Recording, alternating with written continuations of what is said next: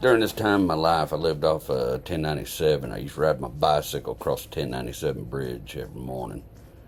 And I like that song by Yellow Wolf called Till It's Gone. So just imagine that right here. Till it's gone. Do, do, do, do, do, do, do.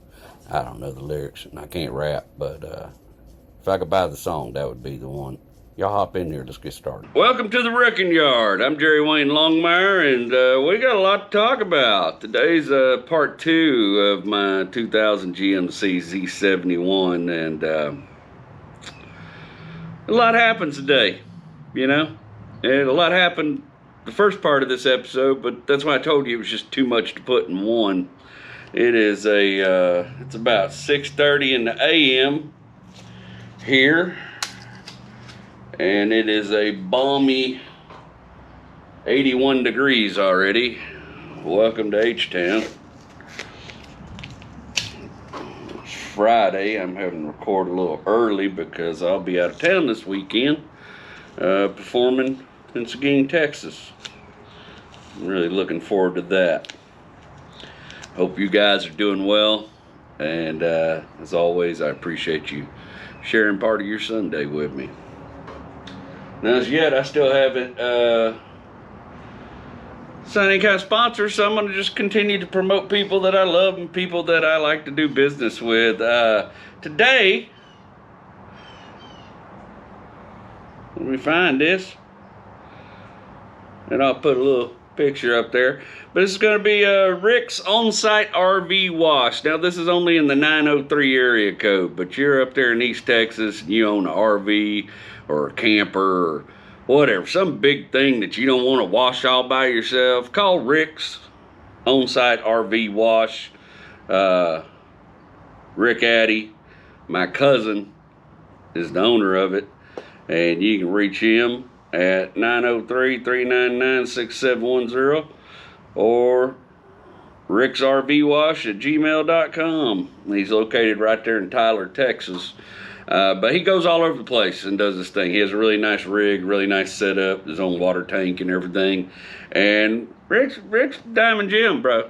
Okay, he's my big gaming partner. We play Forza and stuff together all the time and everything. But we've been very close since we were little kids. That's not true. We fought like cats and dogs when we were kids, but we get along really well as adults. He's a good dude. Like I said, if you got some big giant vehicle or, you know, jacked up 9,000 F900, my wife can't fit in it anymore, whatever it is you got, you call Rick. Rick's gonna take care of you. He's real reasonable prices, and you won't find too many more men that are as honorable as he is. He's a good dad and husband, all that stuff, and just a heck of a good hand. So Rick's On-Site RV Wash. Before we get too deep off in this, I got some comments. I have some big news to share with y'all. And it's really all because of this podcast. I am beyond excited about what just happened over the past few days. But before we get in that, let's do some comments from last week's 71 Super Beetle episode. And let's see what we got here right now. This is from @SickCoy13. It'd be nice to see you to be able to buy back the old shopping property if it was possible. Oh man, that's a nice thing to say. It was actually offered to me at one time, and I elected not to take possession of the property because it just there's a lot of bad stuff that happened there too. There's a lot of bad memories, and I don't even, you know, like to be back there too long. I can't see myself ever living in that part of Texas again, to be honest with you. Just because of, you know, just some of the rough stuff that is tied to there in my brain. But thank you. It was a nice thing to say. It would be nice. Honestly, I'd just like to have my own legacy someday, my own wrecking yard, my own stuff to leave down to my kids that hopefully is not infested with bad memories and trauma. Let's see here. At Alex Weaver 6053. Great Scott, the Libyans found Doc Brown. Why did I say? Oh yeah, that's right. Who did I blame it on? Did I blame it on the Palestinians or something? I think maybe I just said terrorists. I don't remember. But yes, you're right. It was the Libyans, and Back to the Future. It showed up in the VW buses to chase the DeLorean. Man, there was a game or something I used to play when I was a kid. I used to like these games called Command and Conquer, and they were kind of like these little strategy video games. But I really feel like there was one I used to play where you could be the PLA, the Palestinian Liberation Army, or something like that, and you could send hordes of Volkswagen buses at the enemy lines loaded with explosives. In retrospect, may not have been a great game for a kid to play, but it was a lot of fun. I wish I could. I bet I could find like a, what do they call that, an emulator or something, maybe play that again sometime. That was a great game, Command and Conquer. Just have a lot of fun with that. All right, going next, what do we got? At Michigan Porter, I have the same exact Coca-Cola 6-pack holder behind you on the workbench. It's on our front porch at the moment and has been floating around our stuff since time immemorial. Love your videos, sir. You and I have a whole lot in common. God bless. Hey, thanks, bud. I think that's the whole thing about this show is we all have a lot in common, you know. It's been kind of wild to me to see how many people can relate to some of this stuff from my past, honestly. I mean, I'm a comic. I deal in relatability, but it's been interesting to look at through this lens where it's not all just ha-ha and chuckles, you know. As far as that Coca-Cola box, oh man, some schmutz on it or something here. That came from Mr. Bob. That's from Lawrence, Kansas. Mr. Bob has had that Coke box for a long time, and he just sort of kept little odds and ends in his garage. And one day we were going through some stuff in his garage, and I just told him how cool I thought it was. So the next time I went over his house, he had cleaned it out and it was ready for it. He wanted to give it to me, and I've been toting it around. Right now it's got a lot of my leather supplies in it, leather paints and leather dyes and some of my stamping tools. But I've always kind of thought I want to make a desk or maybe a little workstation for my leather work with like a little piece of granite on top and everything, and then make a drawer out of that old Coca-Cola box. It's a loose fitting drawer, but I just thought it would look kind of unique, kind of cool. As of yet, clearly I have not done that. So now it just sits behind me and is pretty and is full of a bunch of my crap. All right, did some comments. Now for the big, man, do I wait and do this at the end or do I do this right now? I don't know, man. Nah, I want to tell y'all now. This is wild. It's wild. So last week's episode, I did, oh, give me a sec.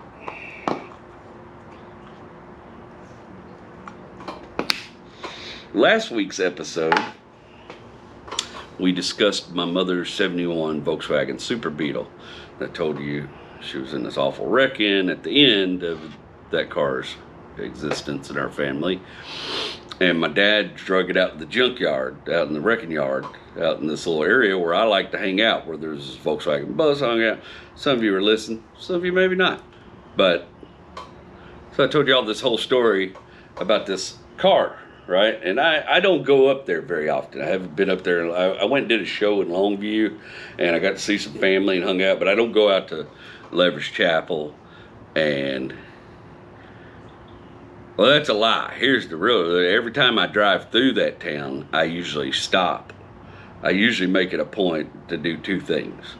I go to my mother's grave in Danville Cemetery over in Kilgore, Texas, because she's buried 300 miles away from me and I don't ever get to go to her grave. So if I drive to that town, I stop by, see her grave, try to clean some stuff up, whatever. And my family there does a very good job of taking care of it, especially my sister, who does a really good job of stewarding that. But the other thing I always do is usually before I get on 259 back to Houston, or 59 back to Houston, is I'll take 42 from Kilgore, Texas, out there to Sexton Road, and I'll take a left on Sexton Road, and I'll drive by the Leverage Chapel School, and then I'll slow down and I'll go real slow down that hill, because that used to be my path that I walked up and down to go to school. But I don't go down that road because it's somebody else's property now. I told you. Maybe I didn't. My granny had a gambling problem. A list of all stuff she had going on, and she ended up selling off a bunch of the wrecking yard, pay her gambling debts, and keep from losing her house a couple times. And what I didn't know is who bought it.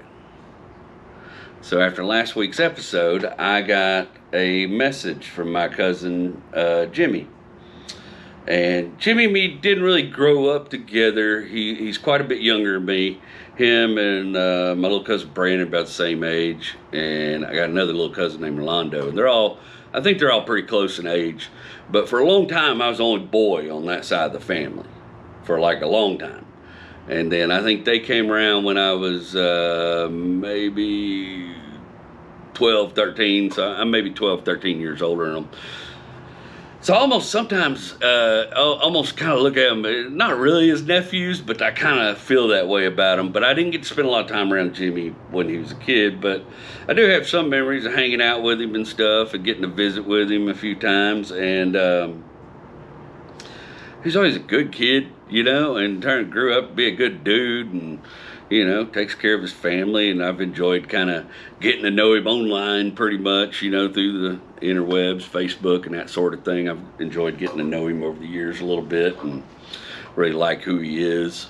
And in fact, when I did my show in Longview, he brought his wife and his family and some friends out to see, and had a really great time hanging out with him after the show and chit-chatting with him and such. Anyways,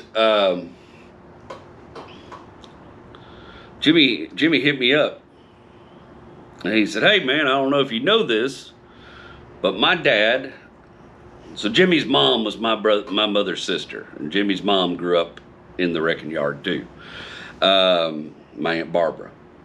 But his dad, Jimmy Tidwell Sr., I assume, he said, "My dad bought that land behind Granny's house. Granny sold him that land." So I did not know this. So my cousin Jimmy, his dad owns the shop, and that whole piece of the wrecking yard back there that was behind that whole area that I just loved spending time in, you know, growing up. He owns all that. And I knew he had it for a little while, but I thought they had sold it because they had moved somewhere else, and I thought they'd sold it. But I did not know that, you know, my cousin lives out there now in that area, and he's out there all the time. And he said, "Yeah," he said, "you're not going to believe this, but if you go back there on that hill in the woods there," he said, "there's remnants of an old wood boat." And I don't remember if I talked a lot about that boat, but I think I did. But it's that boat me and my little friend used to play on. It was this big old lake yacht sitting on this crazy homemade trailer. And but now it's just a few boards left. I think it's pretty much decrepit now. But he said, this is what floored me. He said, "Yeah, your mom's Volkswagen is still there." And I was absolutely speechless. I was like, "You gotta be kidding me. There's no way that thing's been sitting there for 40 years. It's still there, you know." I just figured there wouldn't be nothing left of it by now. East Texas, acidic rain, pine woods, a lot of acidic soil. Things don't hold up good there. They rust fast, you know. He said, "Yeah, it's still out there." He said, "I saw it last time I was walking around on that part of the property." He said, "It's probably been about 10 or 12 years since I noticed it." He said, I said, "Man, I would just love to have a picture of that, or see a picture of it the next time you're out and about on the property." And, you know, if your dad or you ever wanted to get it out of there, drag it out of there, I'd sure like to bid on what's left of it. And he floored me again. He said, "It's yours." And that it shocked me, you know, surprised me a lot. So I was like, man, I'm just blown away by this now, you know what I mean? Like I'm just warped about it. Well, then the very next night, he trumps out there in the woods, in the dark, to take pictures of this thing for me. And it's going, it's going to take some work to get it out of there, but I got some ideas. But he went out there, and I'll put some pictures up right here so you can kind of look at it. And I'm gonna post them on my Facebook too. I'm just tickled to death about this. But I told you I didn't know what my last dance in Volkswagen was gonna be. Appears I ain't had it yet. Because I immediately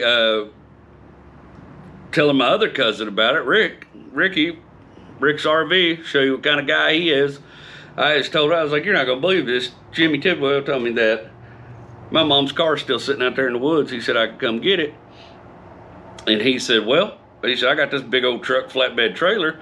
He said, we'll figure out how to get out of that woods and I'll bring it down to Houston for you. And then there was too many things happening at once and fitting together. I'm not a man of big means. I ain't got a bunch of money to throw at a project. Most of the time, I'm just trying to keep my family from, falling out. So it shocked me, but that's just the kind of guy Rick is, and clearly the kind of guy Jimmy is. And so I think that's what I'm gonna do. I'm gonna talk with Jimmy some more, but I think the move is to take Chicken and my cousin Ricky and get up there. I'll probably have to rent some equipment.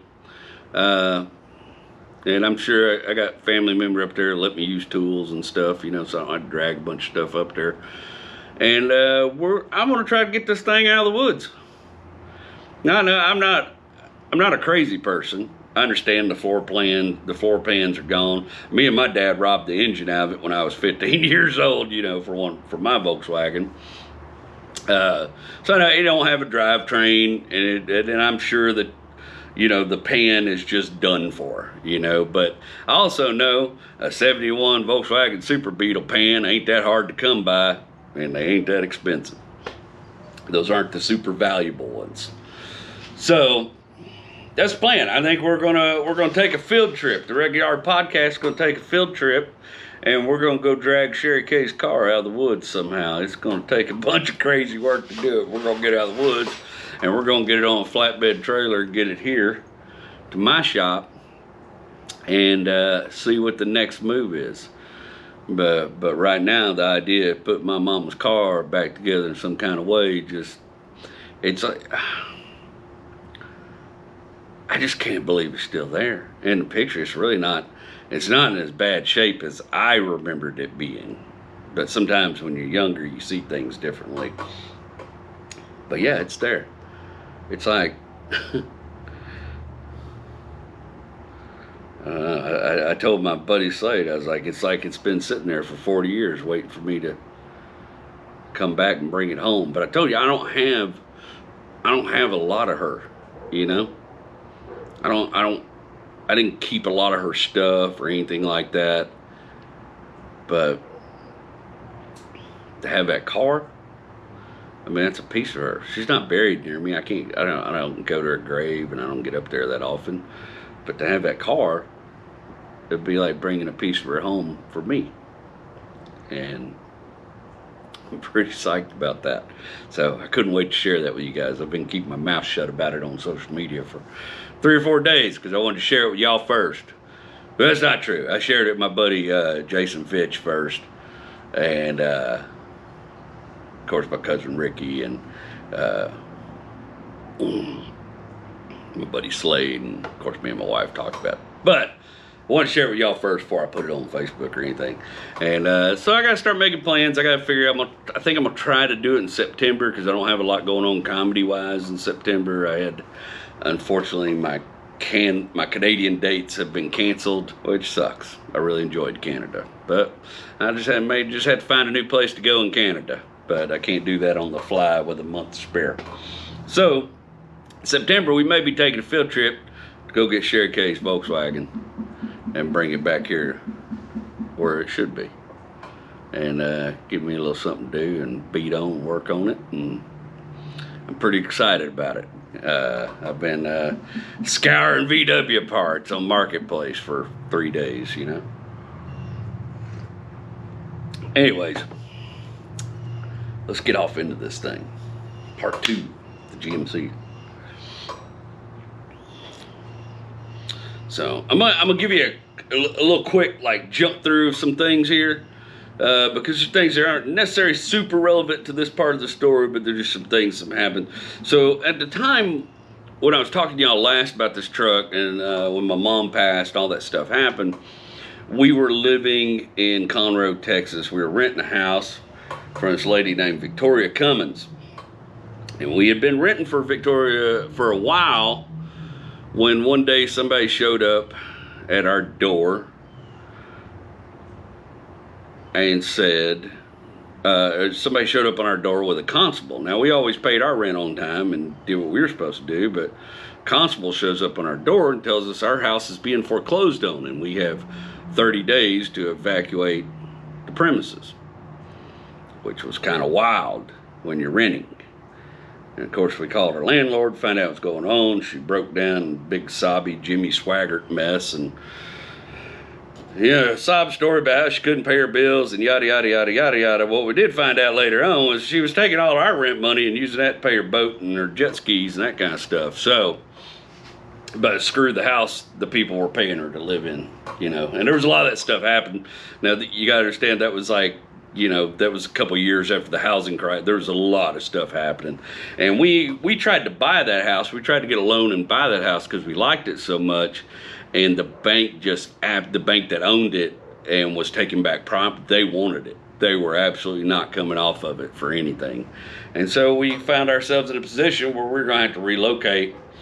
And also, at the same time, had met this friend out there on the property I worked at who had become a member of the board. Now, I worked on this condominium property, and I reported directly to the board of this condominium property. And so, every once in a while board members change and a new board member comes in. He's an older gentleman. He's gonna kill me for telling y'all this, but he was 80, but you couldn't tell. I don't know what Jack's job was in Vietnam, but I'm telling you, I think they gave Jack Harlan some of that damn Captain America serum, because the man didn't look 80 and the man didn't act 80. All right, he moved and grooved. He got stuff done. I like Jack. Jack was a no-nonsense guy, and you never had to wonder where you stood with Jack. Jack Harlan told you where you stood with him every time you talked to him.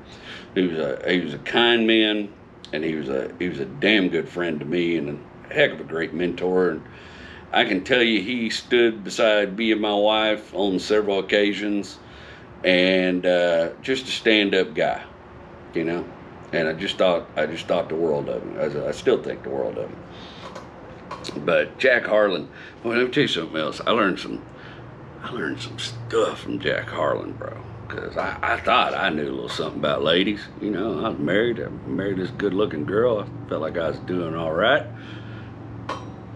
I think we all do sometimes. But then you meet a dude like Jack. And let me tell you something. Women love Jack. And Jack wasn't no hound. He wasn't a dirty dude. But Jack, I saw it in action a couple times. Jack would put that Fred Astaire mess on and talk to a girl. I seen him make 30-year-old girls blush and grin and just follow him around. It's the wildest thing. The man had moves. He was like the Champagne dude from SNL. Remember Christopher Walken and Champagne? But Jack was like that, but not creepy. Somehow not creepy and interesting, and the ladies loved him. And he's a good dude. But old Jack Harlan, sometimes, he's mostly retired, but he'd do a little realty. He'd peddle on a little realty when he wanted to, do his own deals and such. And Jack said, well, why don't I help you and Rachel find a house? And that's what we did. We went out and we looked around. We ended up buying this house in Willis, in a neighborhood called Point Aquarius up off Lake Conroe. And our house wasn't on the lake. We lived in the poor section of the neighborhood. And but it was our first house. And we bought it. Of course, my credit was garbage, and Jack found somebody that would give me a loan. Terms weren't great, but whatever. We did it. We jumped off into it. And I had come up with a big old down payment because my credit was so bad. Like, we had about 16 grand saved up at the time. And then I was trying to figure out how to come up with the rest of it. And I asked Bob. what I should do, because Bob always knew everything about money, and he was just really easy to talk to about that kind of stuff. And Bob didn't even flinch. He said, "I'll let you borrow $10,000," and he said, "You can pay me back at I think it was like $1,200 a month, whatever situation was." But he knew I was making pretty decent money at the time, and so Bob gave me this 10 grand cash money without even flinching. Pulled it right out of his dadgum money bag, gave it to me without even flinching. And so I'm telling you, this time period, like we moved into this new house, I am working to the wall, bro. I am working every side job I can pick up, every extra job I can pick up on the weekends. I don't like being in debt to nobody. I hate that feeling worse than anything. And I just wanted to get him paid back as quickly as I could. And I didn't want to screw it up, because Bob was one of my really good friends, and money and friends makes things difficult sometimes.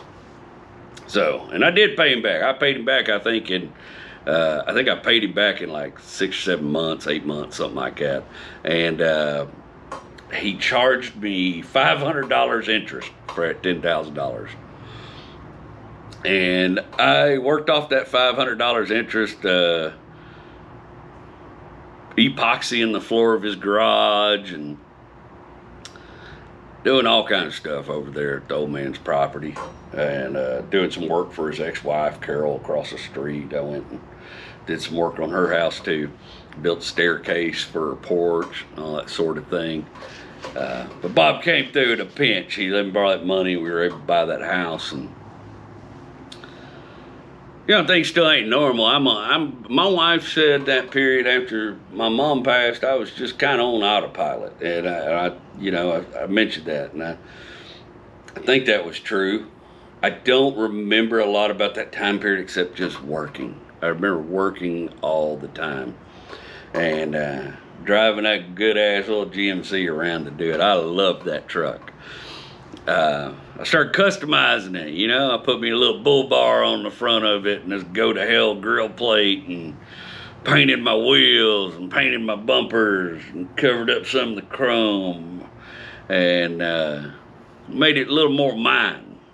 I remember me and my father-in-law having a great many discussions about this truck, because at the same time, my father-in-law had a 2000 3/4 ton Chevrolet.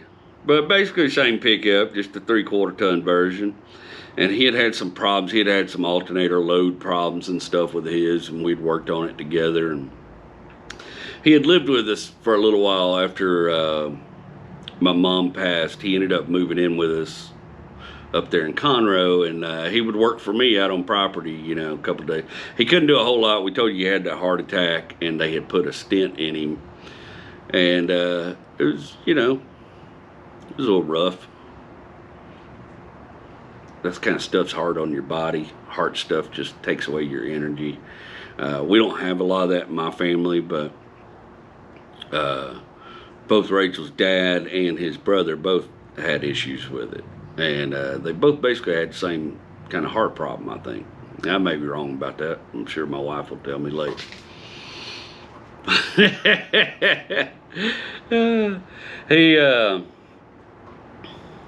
Ken was a real cowboy. He was a real cowboy. Like, we have his chaps still. I want to build a big shadow box for him so we can mount him in his chaps and some of his gear. But he was a steer wrestler right here in Houston. He went to Lamar High School, and him and his buddy were steer wrestlers. And that's how he ended up destroying his back steer. He came off, missed, hit, and busted some vertebrae up, and suffered with a lifetime of back injuries. He often helped me out when I was having some of my back issues and helped me work through some of that. Especially after I got off the painkiller stuff, I had to learn how to live without that crutch. I love Pop. We didn't always get along. We sure butted heads a whole bunch. I'll tell you that right now. And but I can tell you without a doubt that there's nobody else on the planet that is so deeply invested in Rachel as me, other than him. maybe our kids, but Pop and Rachel were like, not only were they father and daughter, but they were friends on a level most of us will never have a friend at. They had matching souls, and they communicated through music and emails to one another and phone calls, and he was a good dad. He was there for her whole life. And he was a lot of fun. When I in the early days when I first met him, he was, of course, terrifying, formidable figure. The man's a real cowboy. I mean, when I say cowboy, I mean cowboy. And he didn't go for all the slang and the Western dress all the time, but the man, you know, wrestled steers. He's tough. He knew everything in the world about trees. He knew everything in the world about dogs. We used to jokingly call him Cesar the Dog Whisperer, because my father-in-law could make any dog worth a damn. He was that good. He trained our little dog Tina. He had gotten as a gift for Rachel in the early days of us being together. We were still living in Oak Forest, and he had trained this little Jack Russell. And let me tell you, that Tina was about as good a dog as ever lived on this rock. I think about her all the time. I miss that little mutt. I was so mad at Rachel when she brought that dog home. I didn't want no dog. Oh, dang, boy, 2 days later, she was out in the shop hanging out with me, and, you know, the rest is history.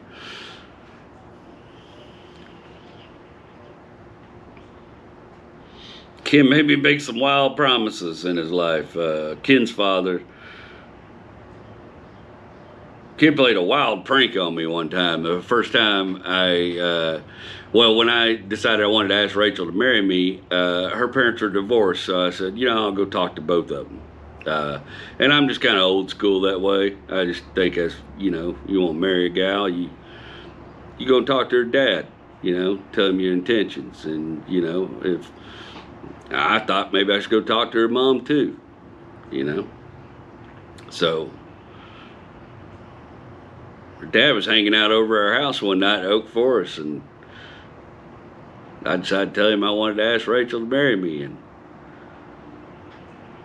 he always called me fella. He kept going back and forth. Well, fella, you know, I've never seen anybody that love each other the way you two do. And if you feel like this is the move. And I was like, yeah, Pop, I do. And he's like, well, you can have my blessing. And he wasn't scary about it at all. And he said, but you take care of her, fella. She'll be yours after that. He told me that right the night we got married in Las Vegas at the Venetian Hotel. Man, we were standing back there. And I was getting ready to walk down the aisle, and Ken looked at me and he shook my hand. He said, she's yours now, fella. You take care of her, whatever she needs. And I took that serious. I tried my best, you know. Ken, my kids adored Ken. They were pretty small still at the time, but they just loved him. He was really good with kids. He made me promise some wild stuff to him a couple times. One time we'll talk about that here in a little bit. Like I said, we bumped heads. He was very fastidious, but he was funny too. He liked hip hop and some stuff like that, and his musical tastes were wild. He turned me on to so much music. Which is funny, because, like, he turned me on to Pearl Jam. I never even cared about Pearl Jam. I grew up during the grunge era. Like, that should have been in my wheelhouse, but I just never... I had a friend that was into all that, and he just played it nonstop, and he ruined Pink Floyd and Pearl Jam for me, basically. And I know Pink Floyd's not grunge. I'm just saying those are two bands that this dude ruined for me, because he just listened to them over and over again. But Ken turned me on to Pearl Jam as an adult, because he was super into the lyrics, and I get it now. I really got into it after he turned me on to it. One of the he would make mix CDs and just give you a mix CD every once in a while. How cool is that? Yeah, nobody does that anymore. But Ken would make a mix CD and just give you a mix CD every once in a while. A lot of times gifts and stuff he would give you for Christmas. Oh, he made this. Ken's who turned me on, my father-in-law's who turned me on to leather work. Because he was making some cool stuff and it got me interested, and that's what got me into it. But this is really right here. I brought this, y'all can see. This was a knife and a pouch he made me, that he gave me, and I wore this for many, many years while I worked on that property and while I did construction. And unfortunately, I broke the knife one day, but I keep it out here in the shop and keep it sharp and use it for this and that. But yeah, that thing's cool. His leather work was very fastidious, very beautiful. He turned me on to it, got me excited, and I still enjoy doing it to this day. Ken ended up moving back to Midland. I think he got offered, he was working for the water company, I think, at the time, or he was getting ready to start working at the water company. But he was living back in Midland at the time, and when me and Rachel moved to Willis, when we bought this house and we got in there with the kids. And also during this time period, after my mom had passed, my dad had decided to clean house, get rid of some stuff, but also there was a little bit of insurance money, and my dad gave me a little piece of that, I think $5,000, and gave my sister some about that too. And me and Rachel used our part of it to do some stuff around the house. But one of the other things we did is I wanted to get more active. I was wanting to get more physically fit, and I wanted to go ride a bike again. I loved riding bikes when I was a kid, and I thought, well, this would be a fun exercise I could get into and really enjoy. So I went over to Conroe Schwinn Shop, Mr. Bill Adams, and I bought two Trek bicycles for me and Rachel. Mine was a Trek Shift 2. It's more of like a hybrid bike. But I had gotten into riding that bike, especially if we moved over to Willis and we lived in an area where I could ride around the neighborhood. It was a gated neighborhood. And if you've ever ridden a bike, you know that only lasts so long before you get bored. You want to go farther. And you know, I got to where I rode that bike a lot. I was in some of the best shape of my life. Now, this is the previous events I talked about happened in like 2012. We moved in that house in 2014, July 2014, and that's probably the year. No, I guess it was a little later than that. I started riding bike pretty regularly. It sat in the garage for a long time. I think I pulled the kids around in a wagon a couple times. I didn't really ride it, but then somewhere towards the end of 2014, everything kind of started going crazy on that property I was working on. There was a big change up. There was a lot of shift in power dynamic, and some of the board members changed, but it was all for the best. We had some board members who didn't want to spend any money on the property or ever do anything to fix the property, and it was falling apart. And as the maintenance person, I was running around like a cat chasing its tail, trying to keep the place put together about half the time. Rotted wood, boardwalk was falling apart. I had bid on fixing the boardwalk, rebuild the boardwalk for them in such a kind of way that it didn't have to all be replaced. I'd come up with a repair plan for it, and they were letting me do that on the weekends, and I was out there, buddy, every weekend, and I was building. I was doing all kind of stuff for them folks, you know. I worked all the time then. And I was learning how to deal with my back. I'd been doing yoga a while, and my back I'd finally kind of learned to live with that pain. And the thing you learn is when you get off those things that mask the pain is you learn how to shift your body and change your body when you need to, when you feel like something's causing you pain, instead of being masked by a narcotic where you just keep doing damage. When you're aware of what's going on, you can change it. Like, I have to dig a certain way. If you ever saw me dig a hole, I can dig like Sun 50, all right? I can dig a hole, brother. But if you ever saw me dig a hole, you'd laugh, because I got my butt poked out and got this football stance going on, but it's the only way I can dig without hurting my back. But you learn the things you can do and the way you can do it, and you also start hiring people to help you out. You know, you start taking on more of these jobs. This was around the time I hired some of my first some of the first young men that worked for me. One fella, his mom was a really good friend of mine, named Susan, and I worked with her, and she had a son that had been in a car wreck and had some stuff go wrong for him, but he was a good kid. He worked for me for a while. His name was Dylan. He had the memory of a goldfish, but he also had a reason for that. He'd been in a bad car wreck and had some memory damage and stuff happen to him. But he's a good kid. He worked for me for a while. There's another young man named Corey that worked for me at that time. And Corey, I just loved Corey because Corey was a gearhead kid, and the kid flipped cars, and he was pretty good at it. And he was always working on something, and I did a lot of work for his mom over the years, and that's how I met him. They lived on that property, and that young man worked for me for a bunch when he wasn't off doing something better. But he's a good kid. I liked old Corey, and I also liked having somebody to talk cars with and such, you know.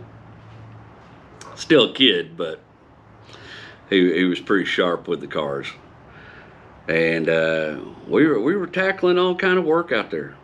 It was a busy time. The night we moved into that house, the property I managed, one of the buildings caught on 4-alarm fire. I've never seen so many fire trucks in my life. Must have been 18 fire trucks out there lined up trying to figure out what to do about that fire. And then my job infinitely got more difficult because I got called in that night. The place caught on fire. We'd been in our new house maybe 3 days. I was painting cabinets.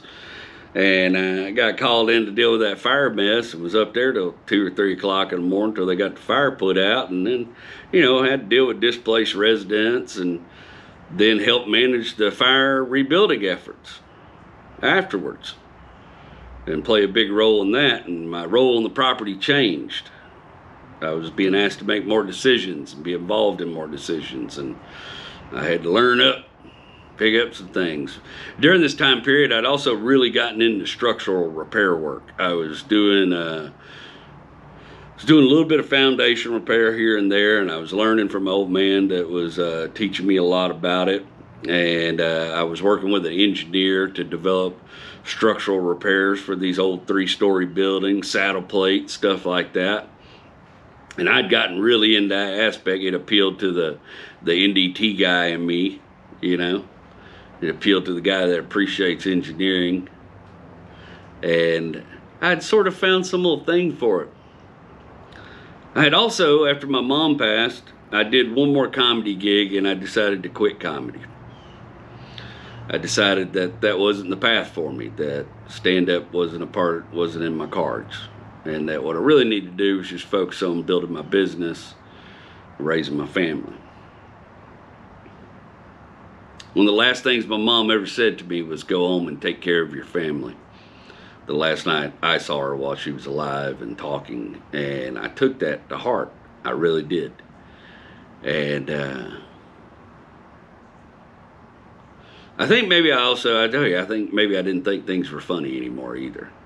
And I also got super political during this time period. I was going to Ron Paul rallies, and Jesus, I'm surprised I got any friends left after that. I wouldn't shut up about it. It's all I talked about. Everything out of my mouth had some political bend to it. It's the most ridiculous thing in the world, and I'm embarrassed of it. I'm glad I got over it. I feel like I'm recovered from something. Maybe I was displacing all that energy and stuff about the way I was feeling about my mom, and I was just pouring it into being politically outraged. But I don't know. It's all I talked about.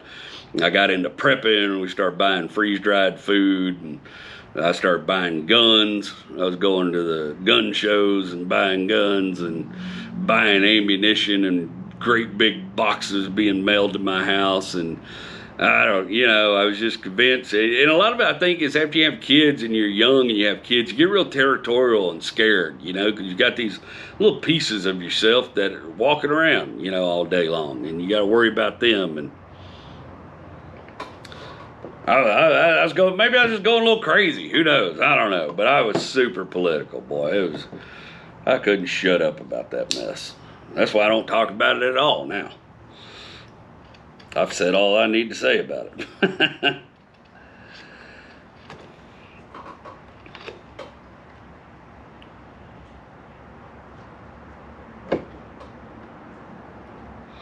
But the biggest thing is I'd quit comedy. And I was just focusing on working. A couple young men that worked for me on the big jobs. I had Bob and Jack Harlan. I had Bob Clausen and Jack Harlan mentoring me. And Bob gave me so much work over the years. I think every good contractor, especially like small contractor, has a customer or a client like Bob. And they're the ones that come through in a pinch. You got a past due light bill, you call Bob. Bob's got some work for you, you know what I mean? Or maybe Bob calls you and says, hey, if you get slow and you need something to do, I got this little job I want done.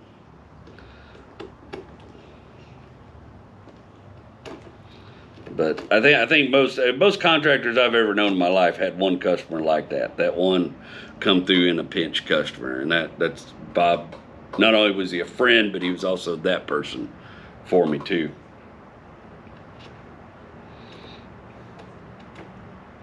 And he kept me busy, buddy. He did. Even after I got him all paid back, he knew I needed to make some money and make my nut back, and he was helping me do that too, and telling everybody he knew about me, and I was doing work for all his family and doing work for his ex-wife and Miss Carol, the Hawk. Just doing work for them all the time.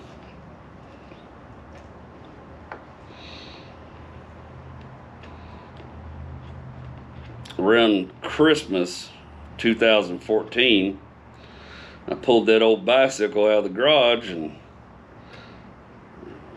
pretty sure my wife has some pictures of it. I don't know. I got into it. I started riding it around up and down the street and thought, boy, you know, this is an exercise I could do, and it makes my back feel better and makes me feel better when I do it. I started riding that bike just about every morning. Rain, shine, didn't matter. And it started out, boy, ooh. Well, some mornings I could ride. Started out, I think, riding 2 or 3 miles. Well, a week later, I was ready to go 5. You know, that's how bike riding is. And bike riding gave me something back, because I decided after the kids were born, I wasn't going to ride motorcycles anymore. I sold my old Yamaha, and I decided I wasn't going to ride motorcycles until my kids were old enough to fend for themselves, because I didn't want to take a chance of me getting taken out by some, you know, some dumbass cager or something, not paying attention to what they're doing. And it's real easy to happen if you ride motorcycles a long time, or my own recklessness or, you know, carelessness. Decided that wasn't fair to them. And so I wasn't going to ride motorcycles until they were old enough that, you know, they could fend for themselves, and then if something happens to Dad, something happens to Dad, you know? But riding that bicycle gave me that feeling back. Riding that bicycle, when you're a big guy and you're kind of slow and you don't move quick, being on a bicycle is a whole new level of seduction, because all of a sudden you're fast and you swoop and you can lean into them curves and jump a little curve every once in a while, and you feel like you jumped about 7 foot. You know, it feels so good. And boy, I tell you, if you're a big fella and you want to exercise that's not too hard on your knees and your hips and your feet, get you a bicycle, but get you something comfortable at first till you learn how to ride, and buy a good bicycle. I know I said, oh, don't blame the tools and such like that, but there is a difference between using a good tool and a cheap tool. Now a good hand can do the work with both of them, but boy, it's sure nice to have a good one every once in a while. And bicycles are no different. I think more people stop riding bicycles because they buy crappy, cheap bikes than any other reason. At least that's what the guy that sold me my expensive bike told me. And I fell for it. Sounded good. But I liked that trek. I rode the hell out of that trek. Boy, I put some miles on that booger. I think we figured out when it was all said and done, when I sold that bike and got me another one, I had put 2,000 miles on that bike total. I was riding a lot. I loved riding that bike.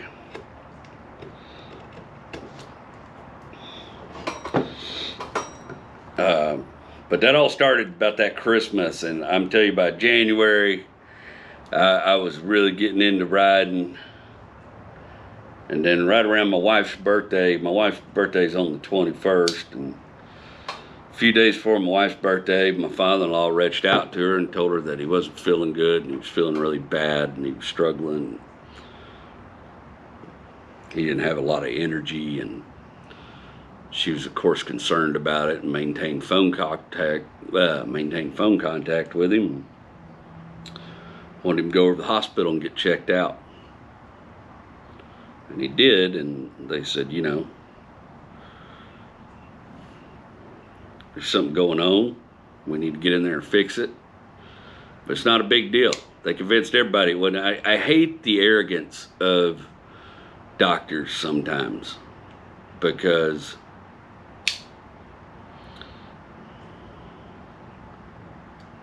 twice now a mistake has taken people we love from us in a hospital by doctors who were so arrogant. This ain't nothing. We can take care of this. This is no big deal. And this doctor out in West Texas at the Midland Hospital, he was no exception. He assured my wife that this was this is going to be a simple surgery. This wasn't going to be a big deal. They were going to go in and I think do something with the stent, but it wasn't going to be a big deal. And so we made plans for my wife to fly out to West Texas. Her mom could pick her up, and then she could go be in the hospital with Pop while he had his procedure. And I got messages from them all day, and they chit-chatted and laughed and told each other stories, and had a really good visit, shared some music together. I told you he loved Pearl Jam. And that was right about the time that Willie Nelson and his son, Lucas Nelson, covered a Pearl Jam song called Just Breathe. And Rachel just heard it. She couldn't wait to share it with her dad. And told you they communicated in music. And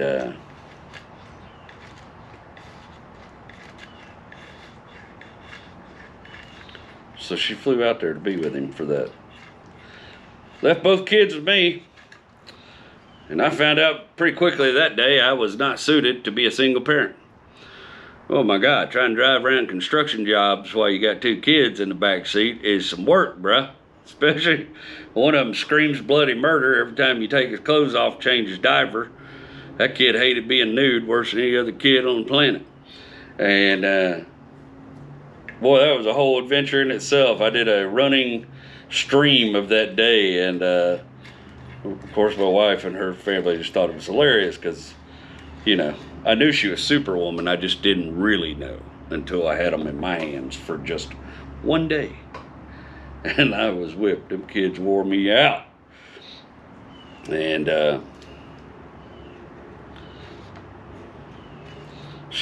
Rachel stayed the night out in West Texas with Pop. And the next day, they did his surgery. And Rachel's flight was getting ready to come home. And so she couldn't stay and wait for him to wake up. But it was assured by the doctors he'd be waking up any minute. And of course, I loaded the kids up and drove up to Intercontinental Airport. Kids, of course, excited to see Mommy. They had never been away from her. And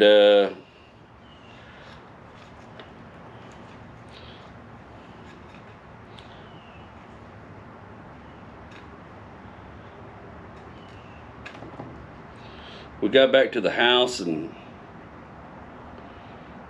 Rachel had called the hospital a couple times to find out if he'd woke up, and so far he still hadn't woke up from his surgery, but they were still telling her, hey, any minute now he's going to wake up. It's not going to be no big deal. Yada, yada, yada. And then we get back to the house,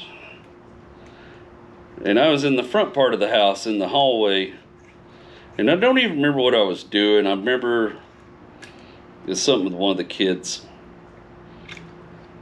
And I heard Rachel on the phone in the bedroom, and I heard her say in a pitched voice that I had never heard her use before, What are you trying to tell me? And I stuck my head out around the hallway door and looked off into the bedroom, and she was on the phone.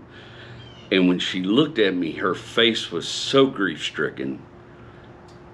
The look on her face, I can't begin to describe it. It's like somebody just took everything away from her.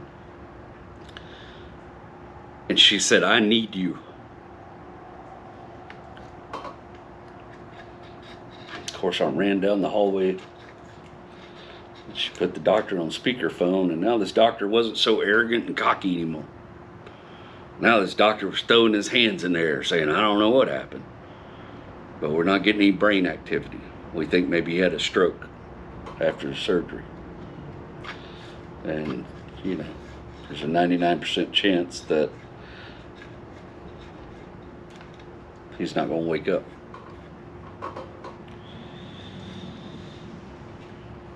She got off the phone with the doctor, and she was just beside herself. And I said, call your mom. Tell her we're on our way. And I called Jack, and I called the people. I had a big concrete job going on. I had equipment rented. I had all kind of stuff going on. And I called Jack, and I said, hey, I got to put all the jobs on hold. Rachel's father's non-responsive. They don't think he's going to wake up. We got to run out to West Texas. My wife's father was adamant about not spending his life or the remainder of his years in a hospital room. He talked about it often because his own father had suffered a fate like that. His own father had died of dementia and spent his remaining years in a nursing home where they mistreated him. And Pop didn't want anything like that.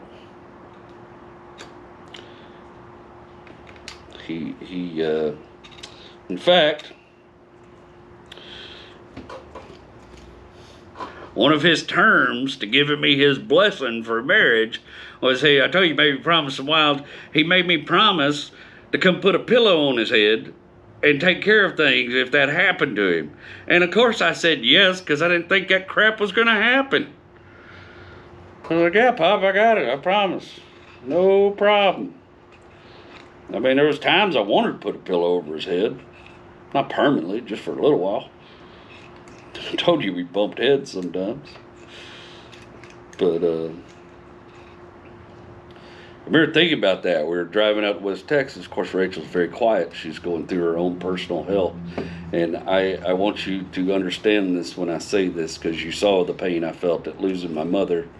But I would lose my mom 10 more times before I ever saw that look on my wife's face again.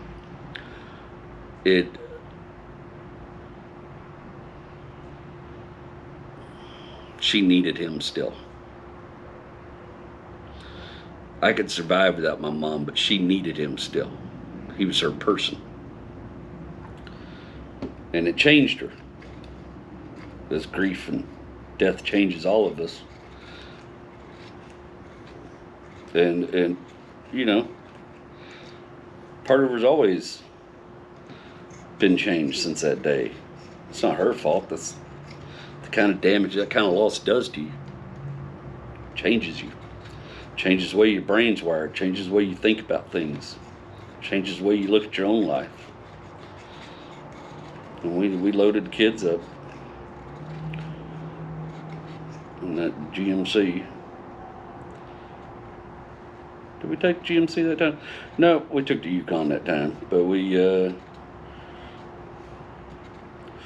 got on the road and hauled butt to Midland. And oh boy, there I'm thinking about that promise my father-in-law made me make him. And part of me is like, you son of a 50. How did this happen? And part of his shock. I loved that old man. He wasn't old. I loved that man. He was too young to die, I'll tell you that. I wish my kids still had him. He sure loved them. He's funny. My kids used to call him G-Unit. Our mothers were both having all these, I don't know what happened to women in the last 20 years, but nobody wants to be called grandma anymore. So now, you have a kid, there's a whole separate naming ceremony where you got to figure out what your mom wants to be called by the kids, and none of them want grandma, it seems like.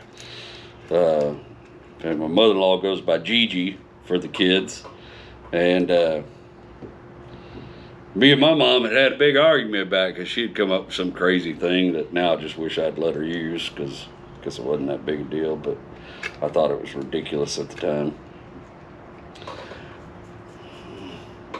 But Ken thought that was funny, so Ken said, "Oh man, I won't be called G Unit." And I got to a point where he'd walk through the house, I go G Unit, and my oldest go G Unit. Right? It was a lot of fun. So I wish my kids still had him.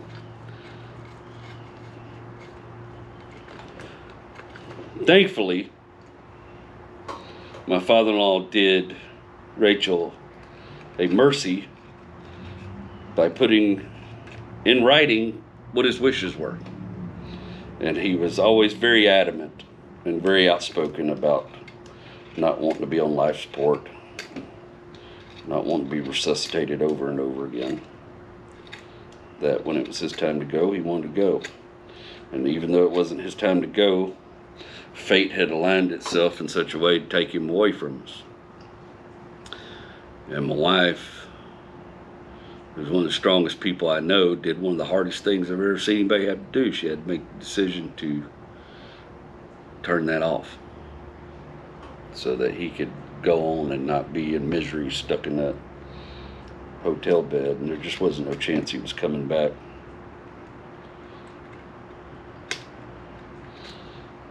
And it was horrible. We sat there in his room and we held his hand and we talked to him. And I've seen people die in my life. Back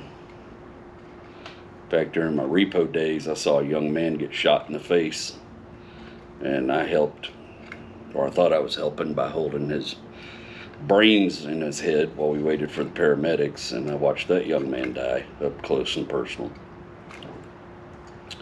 But I had never seen it like this, where it just slowly happens, and it's transformative. You really, I hope most people don't have to see it. He just sort of started turning gray, and then it was over. And like I said, it just devastated Rach. And we spent a few more days and maybe another day or two in Midland and taking care of some of his affairs. And then had his body shipped here to Houston to be buried with his mother and his father. Not his mother, she wasn't gone yet, but with his father and his other family. Over here off 59, kind of close to where we live now. And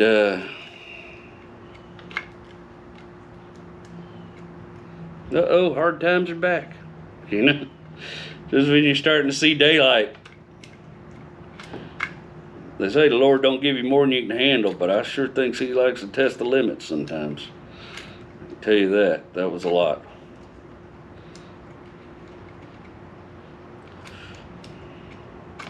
There was times I doubted that she would ever come back to me, and she's confessed feeling the same way about me when my mom passed, but it was just so hard. And we got through it the way we get through things, sticking together, taking care of one another as best we can.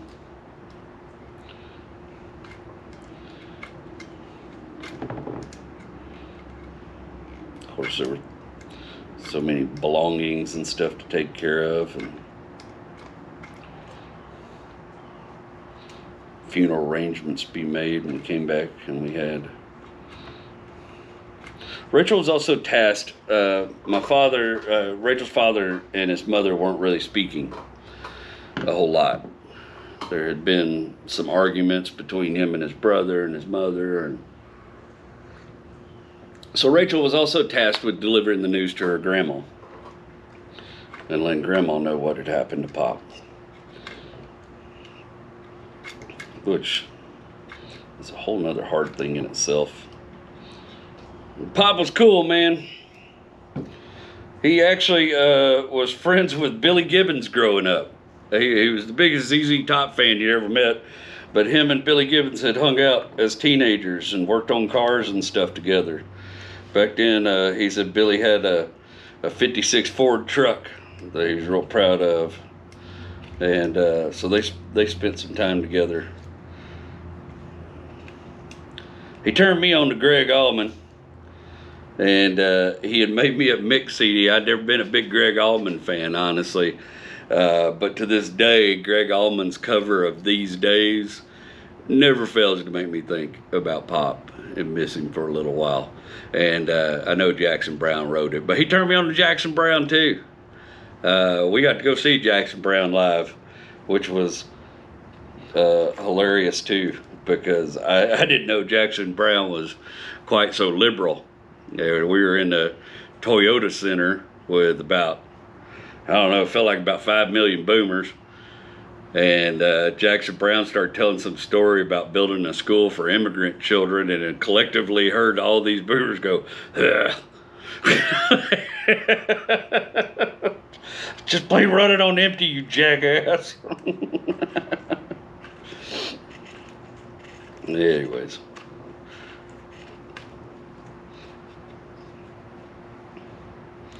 So that's where we're at now. We buried Pop in February, very beginning of February. And we started trying to figure out how to put things back together again, all of us. And of course, Rachel's going through the worst thing she's ever been through in her life. And I started riding my bicycle a whole lot. I started feeling good. Feeling better than I ever had in my life, in better shape than I've ever felt in my life. I'll see if I can find a picture, and if I do, I'll put it right there. I'm real bad about not taking photos of times I should, but I think I got some pictures of it somewhere. But I'm feeling good. Well, I'm getting in shape. I'm riding this bike. I'm riding about 10 miles every morning. I used to get out there. We lived off 1090. Is it 1097? Yeah, we lived off 1097. Right there in Willis, Texas, and I used to pull out of our neighborhood and I'd get on 1097 and I'd ride that bike, and I'd ride about 5 miles out and turn around and come back, and I'd ride over the 1097 bridge over Lake Conroe every morning on that bicycle, and I would get this calming, peaceful effect from riding over that lake. It was doing wonders for me emotionally, thoughts about my mom and all that kind of stuff, and the exercise was good. I was enjoying it. At the same time, all this crazy stuff was happening on property where there was this dude named Richard Abel, and Richard Abel is just one of the worst human beings I ever met. But he basically had convinced him and another lady that wanted to do short-term rentals on this property that the board had ruled against. They went around and convinced a bunch of gullible old people and pried them with treats and stuff and talked them into signing something so they could take over the board. And they were trying to take over the board like crazy. And honestly, I'd been on this property a number of years at this point, and I had been through several boards. And I was tired of going through it, because every time it happened, it was a big upheaval for me. So I decided to lean on Jack, lean on the board that I believed in, that I thought were doing the best things for the property. I still believe that 100%.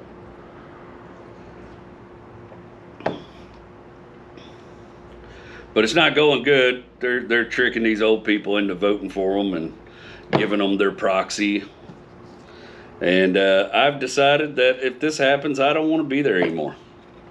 I've talked to Rachel about it, and I think it's time to go out on my own and just start my own business. I had a couple ideas. One idea, I was going to buy me a old Frito-Lay box truck and basically go all, oh, what's his name? Why can't I remember that guy's name right now? Who's the guy that did all the pinstriping? Von Dutch. I was going to go all Kenny Howard, right? Kenny Howard took a school bus. He basically built a machine shop on it. Well, I was going to take a Frito-Lay truck, and I was going to build everything I needed in there to do all kind of work, custom carpentry, iPhone screen replacement. I was always pretty handy, could do a lot of different stuff.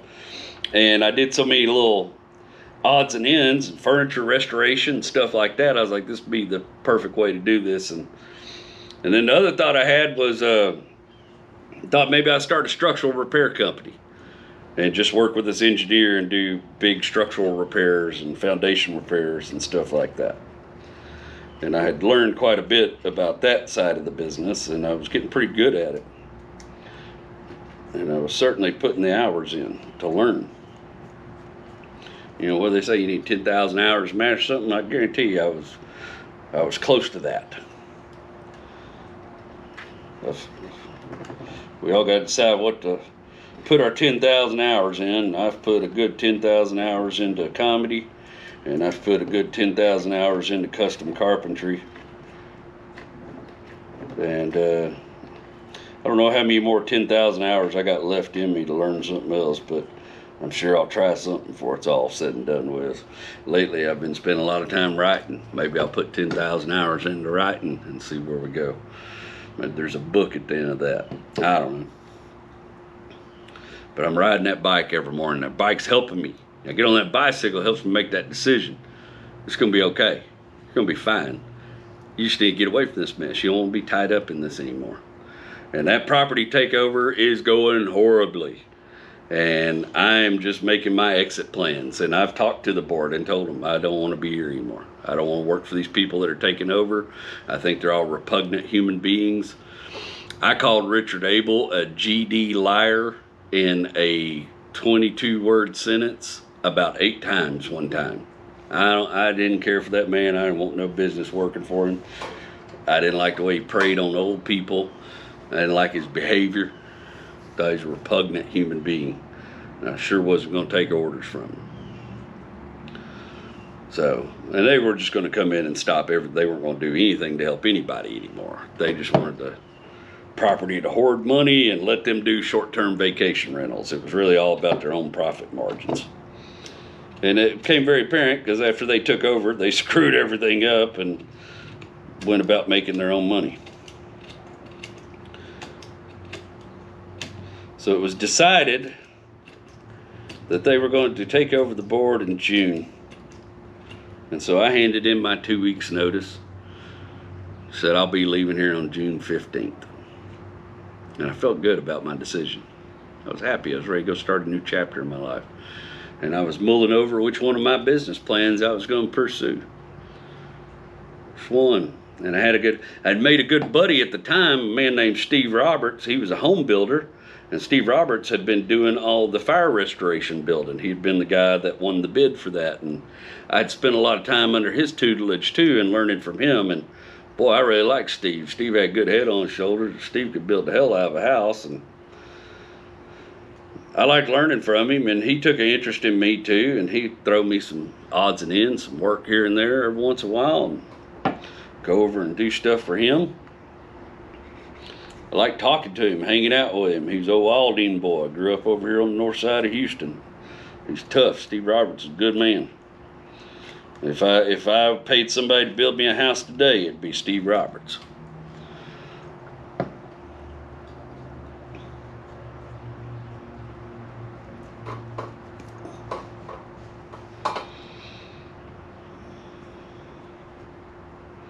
So come June 15th, I left my job.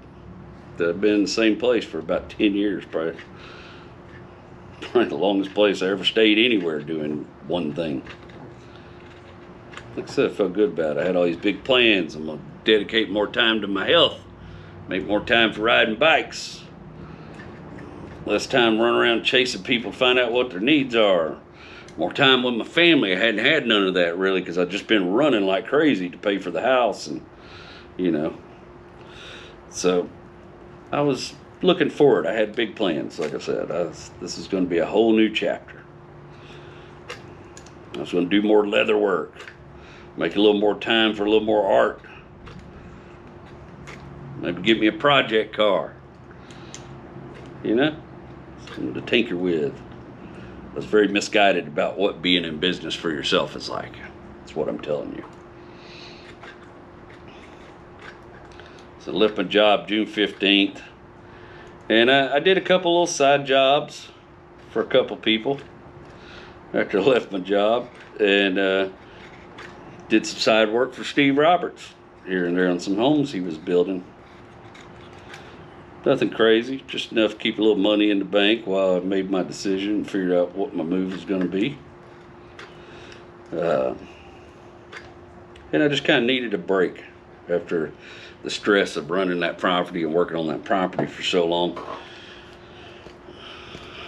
And on my birthday that year, July 8th, well, it was really cool. My wife got me tickets to go see Garth Brooks the weekend before, which I had always wanted to see Garth Brooks live, and it was an amazing concert, and I had the best time.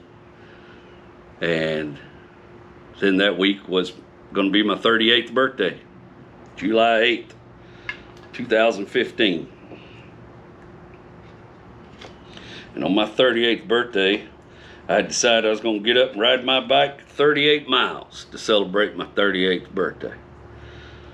And I did make 38 miles, but I did make 25, and that was the farthest I'd ever ridden before. Woo, buddy, I was whipped too, but I rode 25 miles on that bicycle. And boy, that was a feeling of accomplishment. Oh, I felt so good.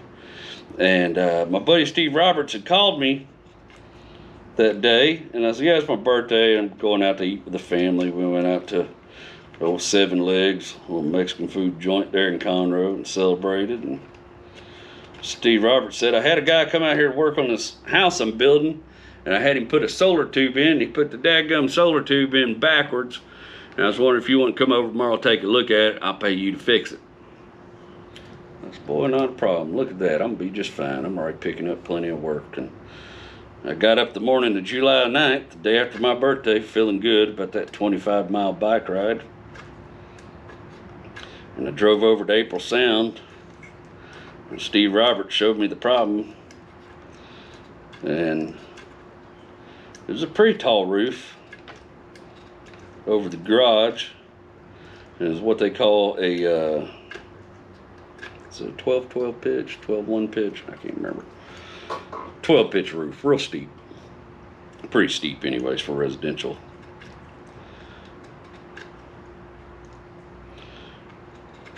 And I think about this all the time. I was wearing my favorite shoes. Wasn't wearing my good work boots because I felt like I wasn't a slave to the property anymore. I didn't have to wear them work boots no more. I wear whatever I want when I go to work. And so I had on my favorite tennis shoes. And they were wore out, but they were tennis shoes I like to ride bicycles in. They were old wore out pair of Nike trainers I just rode 25 miles in. They made me feel good. They were comfortable. They fit my foot good. But they were wore out. And I throwed that ladder up on that roof. And I climbed up on that roof like I'd done 100 times before. I used to work on the roofs of them 3-story buildings all the time. All the time I was on the roof of them 3-story buildings. No problem. I jumped up on that roof like it wasn't nothing, and I was 4 or 5 steps up that 12 pitch when my left foot slipped. And I went down to the knee on that side, and when I went down to the knee on that side, my right foot slipped. Now this is about 9 o'clock in the morning in July in Houston, Texas, or Conroe, Texas. That roof was already a pretty good cooking temperature. And it started burning my knees. And I reached out with my hands to find something to hold on to, and all I found was more roof. Brand new roof with loose, crumbly texture. And it's hot. And there was nothing to hold on to. There's no roof jack. I couldn't get back to the ladder. I couldn't reach the ladder. And it felt like I hung on there for an hour. But I know it was really just a matter of seconds before my knees slipped out from under me and I slid down that roof. And I guess out of panic, I tried to grab the gutter to save myself.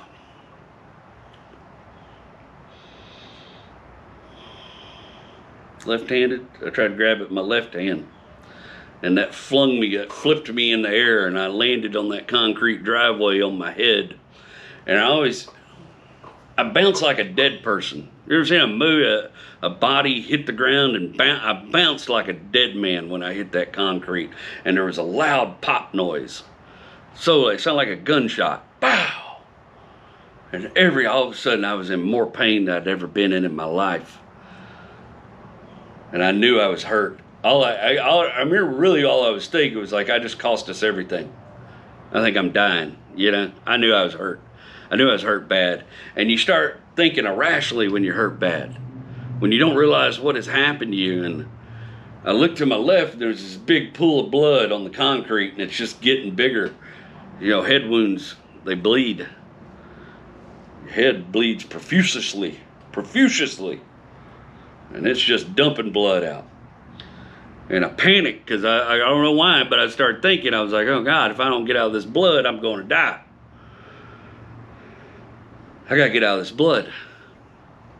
And so I turned my head the other way. I couldn't hardly move my body. Everything was hurt. My leg felt awful. I looked to the right, and there's a pool of blood going that way. And now I'm panicking because I think if I don't get out of this blood, I'm going to die. I'm going to die if I don't get out of this blood. I'm not going home if I don't get out of this blood. I'm trying to wiggle around and move, but I am jacked up, bro. And all of a sudden, Steve Roberts is right there over me, and he's on the phone with 911. He's calling 911. And the president of the HOA in that property at the time must have lived right across the street.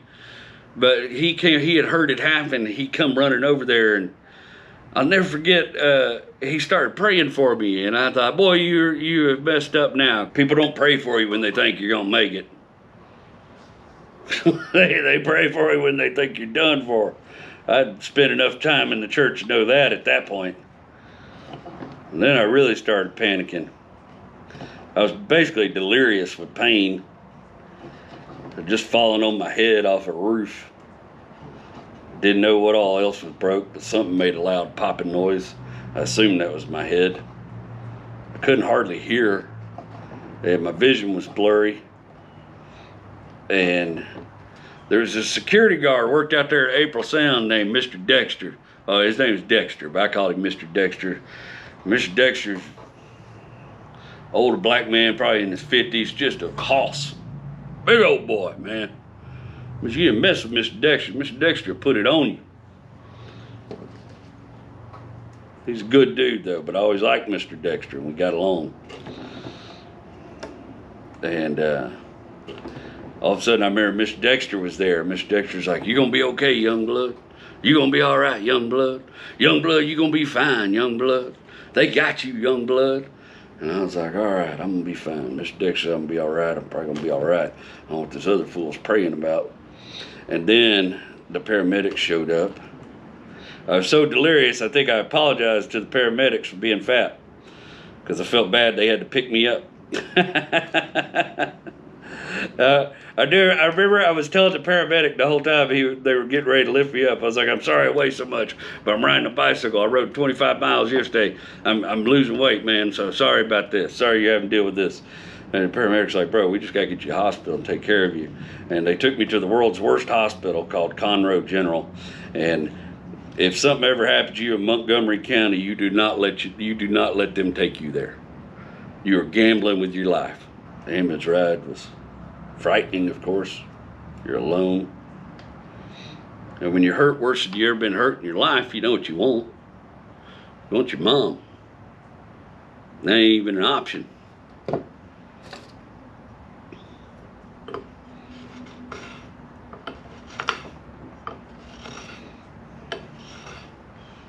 And they got me to that hospital.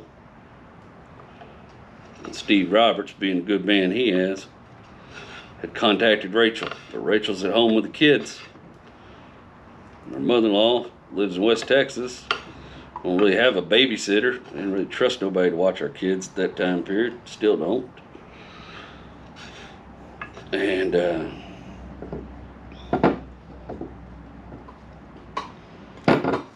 Rachel had to bring kids to the hospital. And I remember because my oldest was so little. It was Junie. It's 2015, 4 or 5 years old. Little. Already lost 2 grandparents. Been through some stuff, you know. Noah's just a 2-year-old, you know, 3-year-old. And there's Daddy in the hospital. And they're doing CT scans on me, and I've got brain swelling, and I've got skull fractures. I've got a skull fracture. A good giant piece of my scalp has lifted from my skull and peeled off up and away. Fractured hip, fractured rib. I tore my pectoral muscle. I guess when I grabbed the roof and tried to hang on. And at the same time, it torn a groin muscle from that same movement or the fall. And I broke my ankle. Wasn't gonna be no more work for a little bit. I remember just laying in that, sitting in that hospital room, just like I just cost us everything. I just screwed everything up. I just gave it all my progress, bike riding, feeling good, being in shape. It's all over. I just screwed everything up. You know, when everything's on you as far as that, you know, you think, oh, I can always make money, but if you break your body, you can't. That's why I said, don't let people break you without paying for it. Because you break your body in ways that it takes a long time to come back from, if you come back from it. My body was pretty broken. I also didn't have any health insurance at the time. I just quit my job.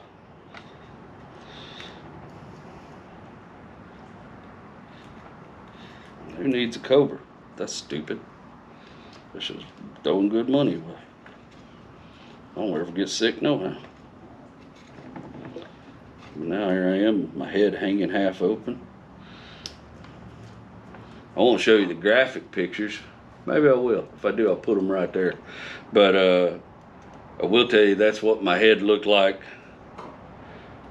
now after it's healed. Is I have a big old L-shaped scar on the back of my head. And them people, Conroe General, because I didn't have insurance, they just wanted me out of there as quick as possible. So once they determined that my brain wasn't swelling too badly, as they put it, I didn't know that's how you measure brain degrees of okayness. Like, how's his brain doing? Well, it's not swelling too badly.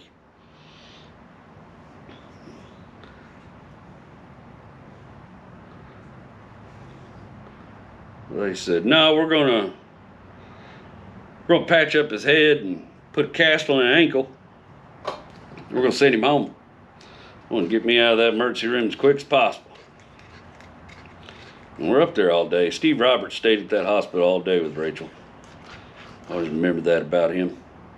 The other thing Steve Roberts did is him and his sweet wife went over to that job site and loaded up my tools and drove my truck home for me to make sure it was there by the time Rach and I got home from the hospital. He brought all my stuff back to me. He knew I was going to be out. I remember the look on his face when he was sitting there looking at me in the hospital. And you've been a contractor long enough, you've seen guys get hurt. You've seen guys probably get hurt bad. And it's too real when you're in that kind of occupation. Because you know, I mean, you always think, oh, I wouldn't do nothing that stupid, but you know it could happen to you any day. Imagine it's a similar way that firefighters and police officers stuff feel when somebody gets hurt in their line of work. That so it hits a little too close to home. And you know it could come for you any day. It's scary. We don't like to talk about it. Contractors don't talk about it. Or they'll tell, oh, don't be a puss. Suck it up, be tough. That's what my generation did. Blah. That kind of toxic, ignorant crap, which is kind of stuff gets people permanently injured the rest of their life. All the time.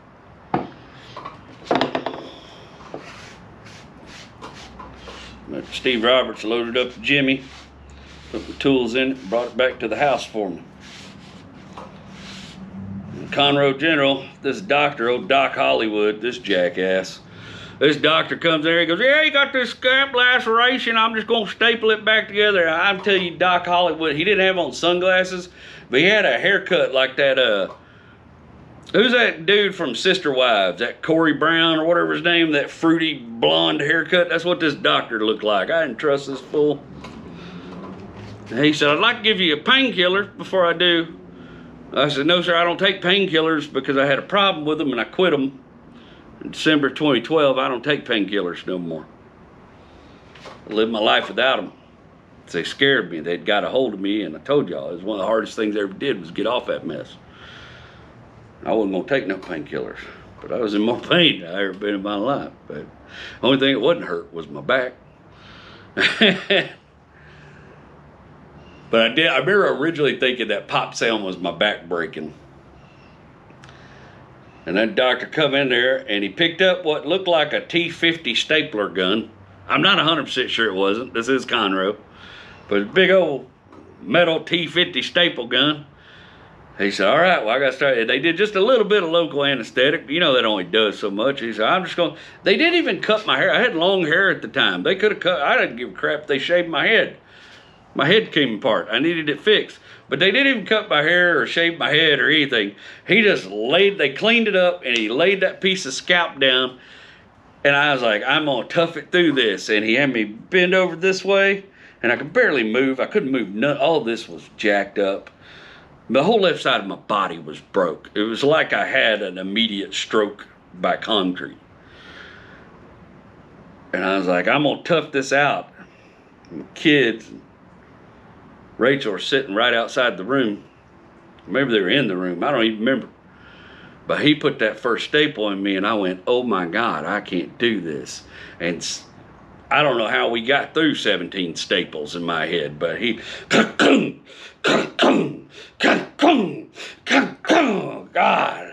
felt like he was driving them in with a hammer, and I hollered, boy. I started hollering. I think I was hollering by the second or third staple. I don't remember. I'd like to lie to y'all, tell y'all I'm tougher than that. I ain't. I was hollering by the third staple or screaming because at some point my wife passed out because it scared her so bad to see me in that kind of pain because I am a pretty tough son of 50.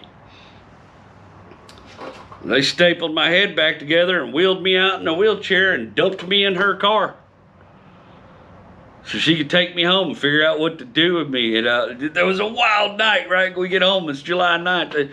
We get home, we've been at the hospital all day. My accident happened about 9 or 10 o'clock in the morning. We go pick up prescriptions. I did take some Tylenol 3. I wouldn't take any of the hydrocodone or anything like that, but I did take some Tylenol 3 in the initial day or two after the accident. We pick up the prescription and the antibiotics I got to take.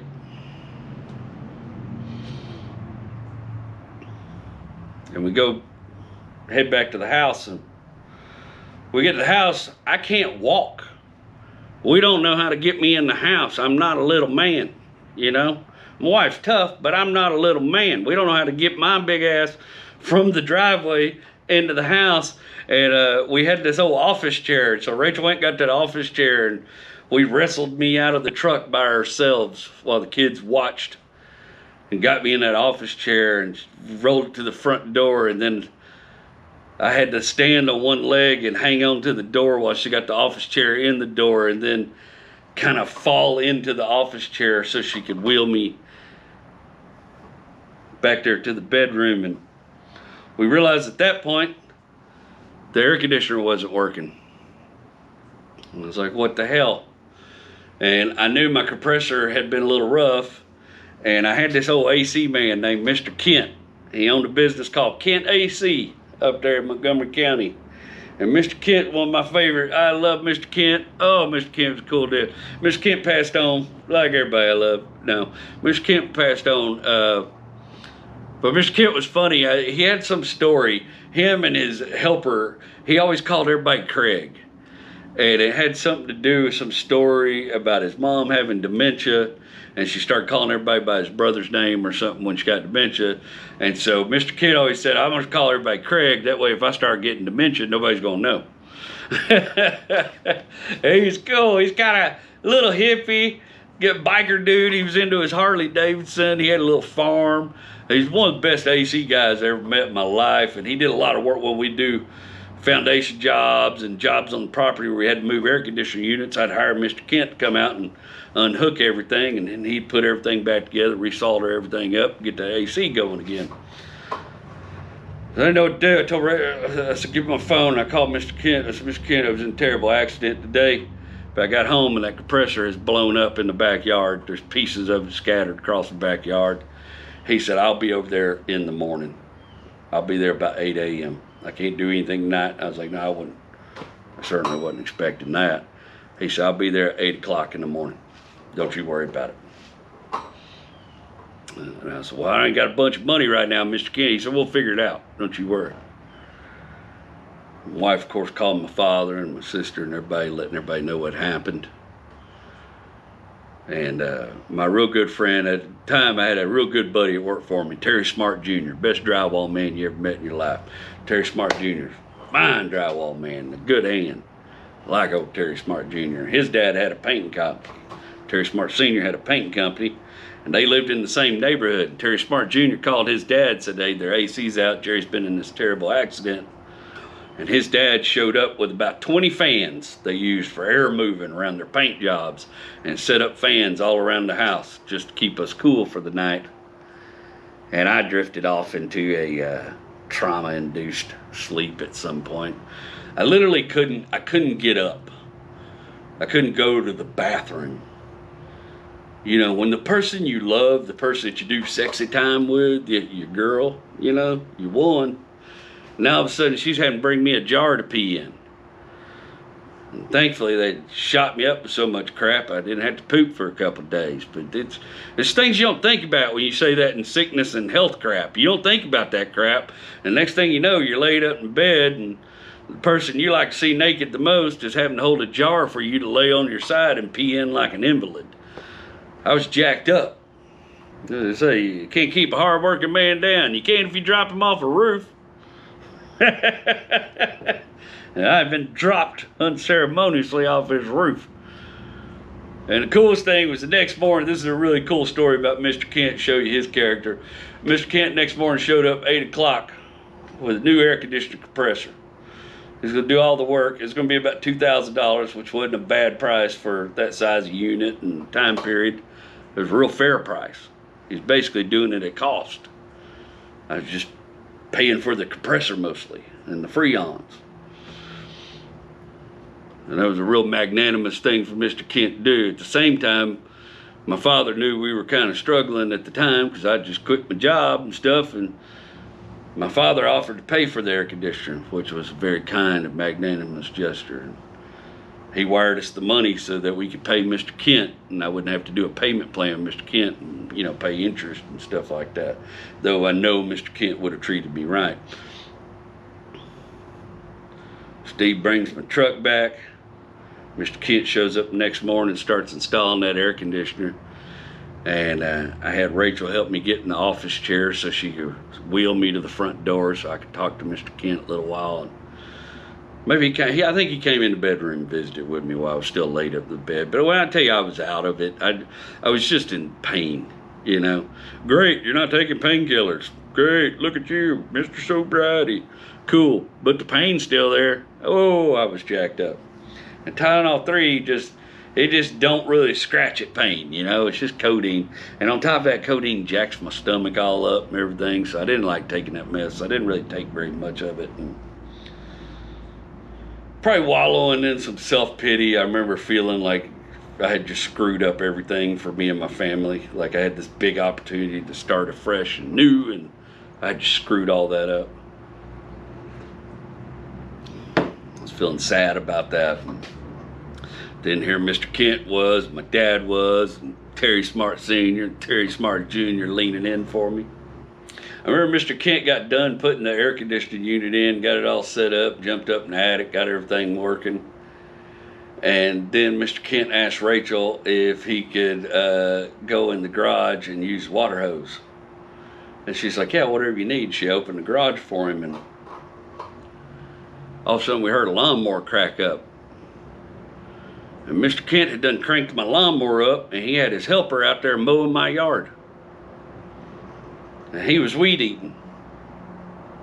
He said he knew I was going to be down for a while, wasn't going to be able to take care of it.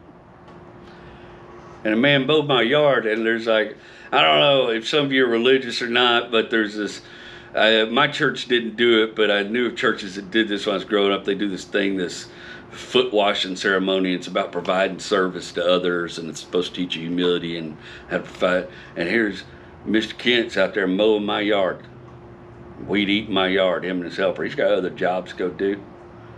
And he puts the mower and the weed eater up. We hear the water hose running, and Rachel comes in the room crying. She goes, Mr. Kent's washing our trucks. He's out there washing the Yukon and washed the Jimmy up for me. And he said goodbye, and he went on his way. And so the process of recovery began. I'm not going to drag you through too much of it. It's not really all that important. Just know it was hard. It was real hard without painkillers, I can tell you that. But I'd also made the decision that after spending all those years with my back jacked up, I wasn't going to lay up over this accident forever. If I was going to get better, I was going to get better. And so we went and saw a orthopedic specialist, and he said he thought my foot would heal just fine. And he put blasted a walking boot. Gave me one of them. Actually told me I just needed a walking boot. We found a medical supply in Conroe that sold medical supplies like half price and wholesale. And we went over there and we bought me a walking boot. Cash money. And the doctor got me all set up with the walking boot. And Rachel reminded me of this. I forgot this. But 3 days after that accident, I had her help me drag my ass into the living room so I could do some yoga. Everything I could do to try to make my body start healing, because I believed in it. It helped my back, and I thought I got to stay mobile. If I lay here in this bed, I'm just going to get worse. I got to get up out of this bed. And you know, if you ever torn a muscle, the only way to heal muscles is use it. You know, you got to strengthen it back up. Oh, it was agony, brother. It was agony. Did smoke a lot of marijuana during this time. That stuff was agony. And I couldn't work. And all my prospects were drying up. Mr. Bob reached out to check in on me and, of course, offered to help us with anything we might need. And, of course, Mr. Jack had reached out. And, you know, anything you guys need, you just holler at me. Terry Smart Jr. The thing about being a contractor is whether you got a bunch of family or you got a bunch of friends, when you build your network up in your community of people that you do business with, you have a family. You have this family, and contractors look after their own, or at least they used to back then. I don't know how it is now. I've been out of the trades for a while. But contractors used to look after their own. We all know any of us could get hurt any day, and we all looked after one another. Mr. Kent looked after me. Steve Roberts worried sick about me. Told me as soon as I was feeling up to it and could move around, he'd give me some light duty work that I could do. And he was true to his word. As soon as I could get around on that walking boot and walk a little bit, I was still on crutches. He was another house he was building. He needed all the hardware put in, all the doors and cabinet. Of course, he probably could have let any idiot on the job site do that, but he hired me to come up there, and I bought me a little stool from Home Depot, and I got pictures of it somewhere, screwdrivers and tools stuck in my walking boot, and I wheeled myself around that house on my little stool and do all the hardware and stuff for Steve Roberts. And it was a good way for me to make a little money, you know, to help with all the bills and stuff at the time while I was healing. And at some point, some stuff come up Rachel's going to have to deal with out in Midland, so I decided since I wasn't really working, we'd just load up and go out to Midland. And we went out there to deal with some of her father's estate. And a big surprise from Pop from the other side.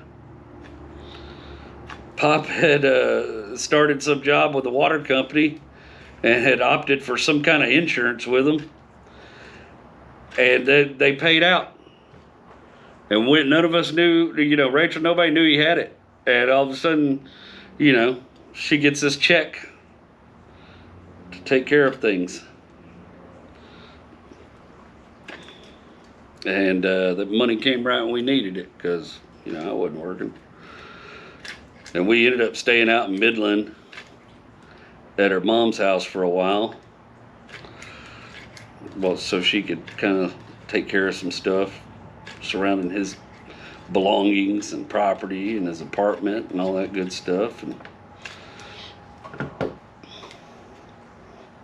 I would get out in Mom's backyard every morning and do yoga. And I had progressed at that point to a cane. I was walking on a cane. And still doing everything I could to make myself feel better. And, it was a nice little break, get away from the place that did you harm and get better. Time we come back to Houston, I was feeling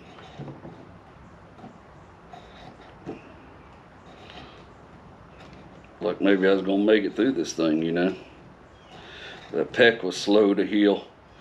Boy, I wore KT tape on I still don't grow hair on that titty from wearing all that KT tape to hold that pec muscle together.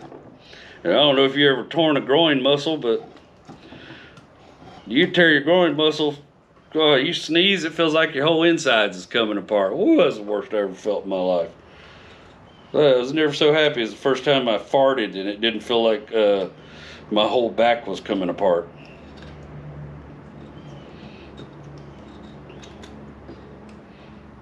I had a moment, it was they had just stapled my head up so badly.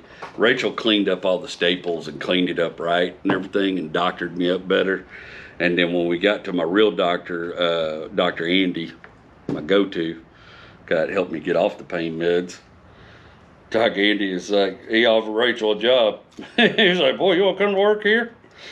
It's good work. It's a lot better than the hatchet jobs that Conroe General did. Dr. Andy's like, you gonna be all right, Bubba? That's old Dr. Andy for you. I forgot to tell you this. So the very first time I went back to that property, back to April Sound, when I first started driving again, turns out I did have some brain swelling. So when I first started driving again and starting to be able, with the walking boot and being able to get around a little bit, I had this problem that popped up where I started falling asleep. If I had to stop at a red light or a stop sign, it didn't matter how long, I fell asleep instantly. It was the wildest thing. If I sat on the couch for 2 seconds, I fell asleep. I don't know if it's because my body had been injured or my brain was swelling or whatever. So I went back, Dr. Andy said the best thing we can do for this right now is you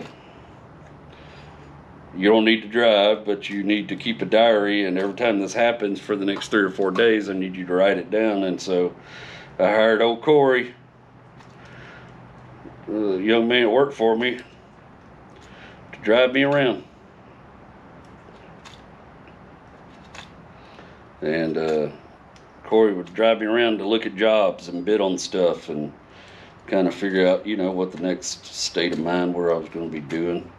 And because Corey had learned some stuff working underneath me, I would take Corey to these jobs and I would sit there and tell Corey what to do, and I would pay Corey to do the job for me. That way I could still make some money and stuff that I still wasn't capable of doing, lifting wood and, unloading trailers and this and that kind of stuff, and loading materials and driving apparently. And thankfully that all went away within about a month. But the very first time that Corey drove me back to that property, back to April Sound, you had to go through a gate to get through there. And usually Mr. Dexter worked the gate. And we pulled up that property, and I was sitting in the passenger side of that truck Corey's driving, and I leaned over to tell Mr. Dexter who I was. He goes, holy shit, boy, I didn't think I was going to see you again, young blood. And I remember I was like, what the hell? He looked like he'd seen a ghost. I go, Miss Dexter, I was laying in that driveway. You told me I was going to be okay. He said, well, hell, Jerry, you got to tell people something. Bro, I went on that ambulance ride saying, Miss Dexter said I was going to be okay. I'm going to be okay. And he's like, hell, Jerry, you got to tell people something. Anyways, like all big things in your life, I recovered. Of course I did. I'm strong. I yogaed my butt right back into walking. Had to learn how to walk again, right? One of the things I had to do to help correct my gait was walk backwards. It helps fixes the way you walk, but people see you walking backwards up and down the street in front of your house, they start thinking you're a weirdo. I couldn't wait. I remember the first day I got back on that bicycle, I still had a big old brace on my ankle. That old orthopedic surgeon was funny, boy. The second or third time we seen him after I had that walking boot on, I started doing yoga. He said, man, I don't know what you're doing, but keep doing it. Your foot looks great. And he took me out of that walking boot, made me just wear a brace. He said, just keep doing whatever you're doing. I was like, well, I'm doing yoga. And he's like, yeah, whatever it is. I don't care. Just keep doing whatever you're doing because it's working. And I'm getting better, you know. And I'm people have heard, my friends, my network, they're like, we got jobs for you. And they're giving me work. One of the first things I did was Steve Roberts owned his own cabinet shop. And he had a cabinet maker for him. He's one of the best cabinet makers in Texas at the time. Custom cabinets. And he said, oh, you know what? I need some help in the cabinet shop. I'll pay you $25 an hour to go over here and work with Carrie and learn from Carrie in the cabinet shop. And so I would drive over to the cabinet shop every day, and I would work with Carrie in the cabinet shop 3 or 4 days a week. And then I would do my own jobs the other couple days a week because, we got to climb out of this hole. Medical bills. You ever had a medical bill so high that you just cussed at somebody and laughed when they told you what it was? That's what happened. They called and told me what the total was on that. It was not what I was thinking it was going to be. The lady said, I said, what are we looking at as far as a bill? And these people didn't really do much for me, just a bunch of tests. And the lady said, $98,000. I thought she was going to say like 10, 12 grand, let me start making payments. She said $98,000. I laughed. I was like, go to hell. And she's like, I'm serious. I was like, lady, I ain't got $980 to give you right now. You're out of your mind. We're going to have to work out a real slow payment plan on this. Y'all might should just let me die. Company with no price like that, $98,000. But I bet now it'd be $500,000 though.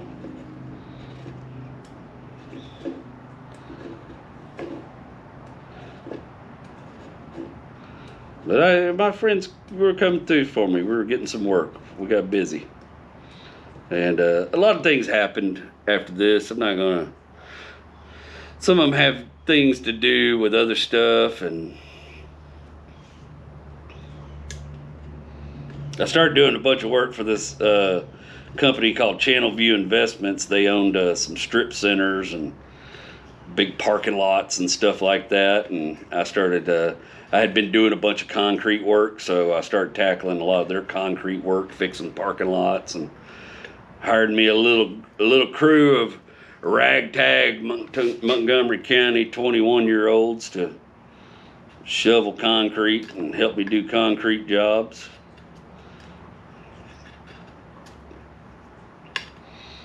Worked the piss out of that Jimmy pulling concrete trailers and everything else. I didn't give a damn. I'd load a pallet of concrete in the back of it, sag that thing all the way. You talk about squat. Squat that thing all the way to the job site. It just had to work, and it did it. That little GMC, it took care of it. It did the work. That sucker never slowed down on me. I'd load that thing up concrete, it'd just keep going. I'd load it up with a crew full of guys. We'd have that little GME packed full of men ready to work.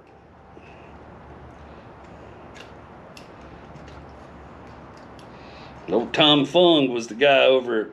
Tom Fung was a Vietnamese man, drove a Lexus, wore a Rolex watch. But he sure gave me a bunch of work. Me and Tom got along real well. We treat each other fairly. I always enjoyed doing work for Tom. I gotta tell you a Tom Fung story. This is funny. Conroe's a weird place, all right, at this time. It's one of the fastest growing home markets in the U.S. at the time. And so what's happened is you have all the sort of country folks around the lake, Conroe, Walden, that stuff. Kind of country folks had stocked a little savings aside. And then when you got kind of on the outskirts of that, you got into the trailer parks and some of the more rough areas. And of course on the east side of the freeway was pretty rough too. And the people that had held stake to that land for so long were losing it left and right, because all these rich folks from Houston had decided that Conroe was the new Woodlands, and they were coming up there buying houses around the lake and building big mansions as fast as they could slop enough lake mud out of the bottom of the lake to pile on a levee to do it. They were digging canals and screwing with drainage and ruining everything. And there wasn't no regulation. It was like the Wild West. Everybody was doing everything. Your electrician might come out and pour you a driveway and then work on your electrical.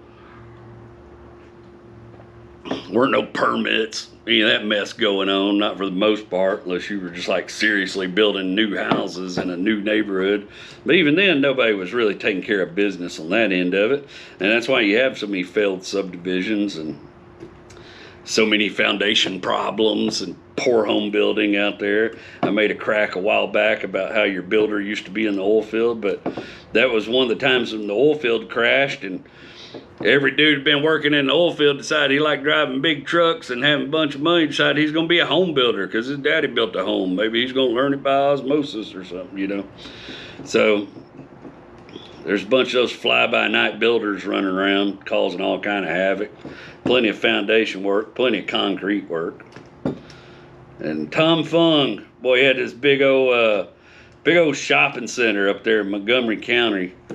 Had a big church in it, and I think that church became an Ace Hardware, Mexican food joint, and little courthouse. And Channel View Investments owned everything on that property, except at the very front corner of that property, this kind of redneck dude had bought this corner of that property in that parking lot, and he had a car wash. And he didn't put any drainage in for that car wash, so his car wash water was just running down the parking lot and destroying the parking lot, causing all kind of problems. And Channel View Investments was had to spend all kind of money with me coming down there and doing concrete work. Not only that, they ruined some concrete work with that daggum thing. And we would have to go at night to do the concrete work, for one, because it was less busy. But two, because old car wash boy would throw a fit. We come out there and we started cutting concrete, you know, while he was out there washing cars. And I tried to make all the residents of that little property happy. You don't want anybody giving you a bad rap. It's hard to get work when you do that, you know, if you got conflicts and problems with people that work there and reside there. And one day, Tom come up to look at some work I did on the back of that church and bring me my check, pay me for my work. And Tom said, let's walk around the property. I want to look at some other work I want you to do. I said, sure. And me and Tom started walking around that property. We walked up to that car wash guy, and Tom saw that water running down from that car wash, and he'd already been complaining to me about it. And he went up to the car wash guy and he said, hey, did you get the letter from our lawyers? You're supposed to be looking in and putting some drainage in out here because you're destroying our parking lot. Now, that's the only piece of the parking lot that Tom and his company don't own. And that guy said, what did he say? It was so rude. He said, I hadn't seen no letter.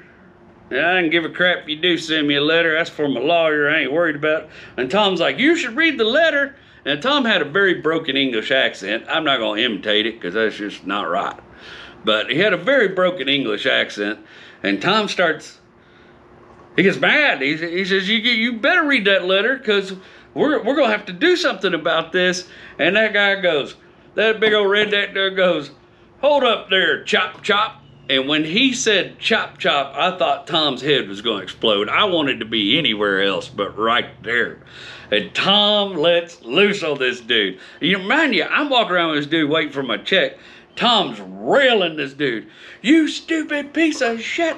I should buy this whole car wash and close it down. I'm gonna buy this whole car wash. I'm gonna close it down. No, you know what I'm gonna do? I'm gonna build a wall around your car wash. Now I got a guy of Mongolian descent telling a redneck he's gonna build a wall around his car wash, and the irony's not lost on me. I'm biting a hole in my lip trying to get around the side of this building so I can let loose. And old redneck boy starts trying to recruit me. I'm like, ha buddy, this guy's got my check, bro, and I ain't getting involved in this nonsense.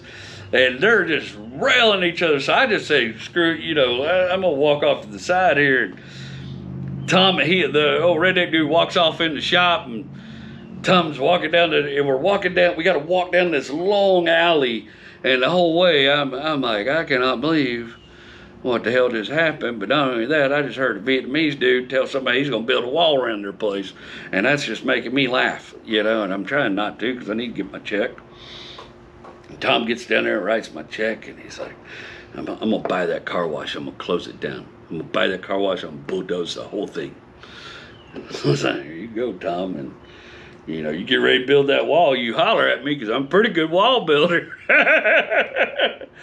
And I did end up bidding a wall for them that they didn't build. They managed to get the lawyers involved, come to some sort of agreement, and I think old car wash fella ended up having to put a drainage system in or something to take care of the problem.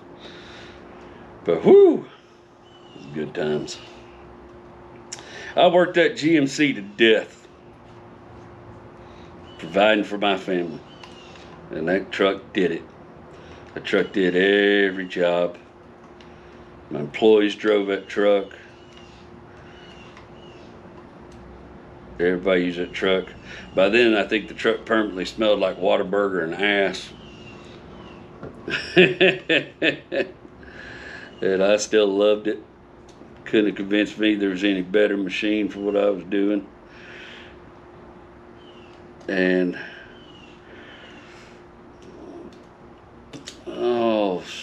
sometime around 2017, I was hauling a dump trailer up a hill over on Longmire Road, and the planetary set and the transmission gave it up. The truck had 388,000 miles on it, and that planetary gave it up. And let me tell you, that truck had 388,000 hard miles on it, had done every job I asked it to do, had stood by me every time I needed to, had done everything I'd asked of that truck. But when that transmission went out, you know what the first thing out of my mouth was? You General Motors piece of shit. That's how we do.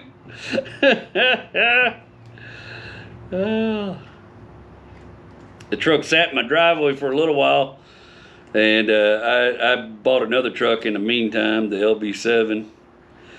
And that damn thing. The truck sat in my driveway for a little while. My buddy David offered to buy it to help me out, get it out of my hair, that kind of thing. I told him I was trying to sell it, and David gave me about $1,400 for that pickup. And I haven't cried over many vehicles, but you see the old girl there, when that girl was on that, when they picked her up on that wrecker to take her to David's place, I bawled like a baby watching that truck go. And that's the one I probably regret selling the most. I wish I had just decided to hold on to that truck. But for one, those little GMT 800s now are ridiculous valued. Two, best vehicle I ever owned in my life. And 406s aren't that expensive to build, I now know. I wish I'd kept that truck. Also, because the guy David sold it to never took my plates off of it and registered in his name, and this jackass is still driving around San Antonio today racking up toll road tickets in that truck that keep getting mailed to my house. I was joking around with Mama the other night. I said, boy, if I'm ever in San Antonio, I see that truck, I may just repo that some 50. If he don't want to put it in his name, I mean, he's had it since 2019. He don't want to put it in his name, maybe I'll just repo it and bring it on back home to me. Because I am sure tired of getting mailed tickets about the damn thing. About every 6 months, I get a picture in the mail of that GMC running a toll road and with no tag on it in frickin' San Antonio.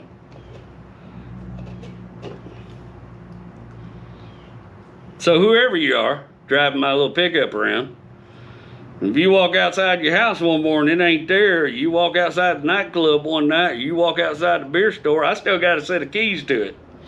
That booger may end up at my house. We may have to have some negotiations to get it back. 'Cause I'm tired of talking to these toll road people.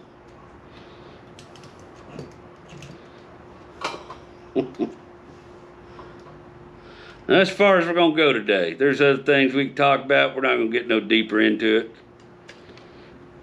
As always, I love you guys. Thank you for hanging out, sharing your Sunday with me. Listen to me babble. Hope some of you maybe got to see me in Seguin last night and had a good time at the show. And if you didn't, I don't want to hear about it. No, I'm just kidding. I love stand-up. Love being on stage.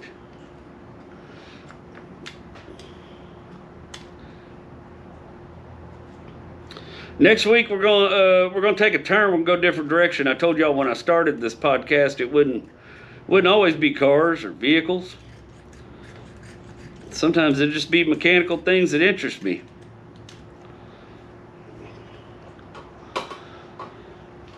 Or struck a chord with me. And the next thing I'm going to talk about, I should have looked up the name of before I started talking about it.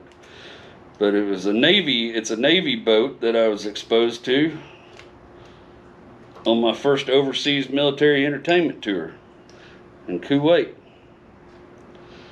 And I'm going to tell a story about that boat.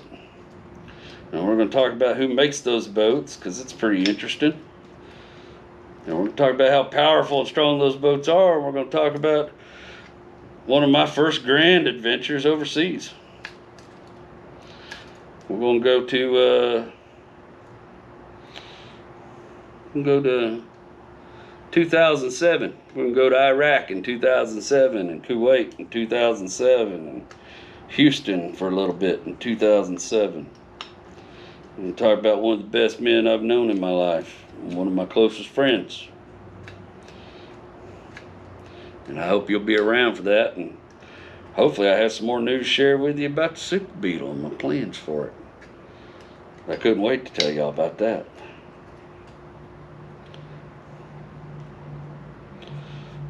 Hope things in your life are going good. If they're not, I hope you've seen a way to improve them and you're working towards that.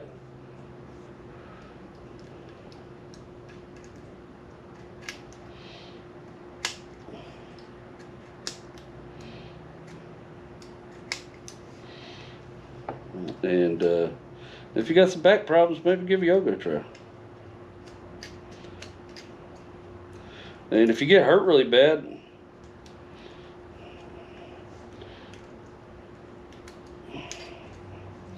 and an older fellow with a commanding voice tells you you're going to be all right, young blood, just take his word for it. Don't question it too much. Don't think about it too much. I don't know why God kept me around. I don't know why God didn't end me that day. I'm glad, though. Sometimes I think, because everything else is going on. Sometimes I really think because the plan all along was for me to come back and start telling jokes again. Only time will tell. None of us know what plans the universe has for us, our makers. That's how it all works. all we can do is sort of trust in the process and keep going every day.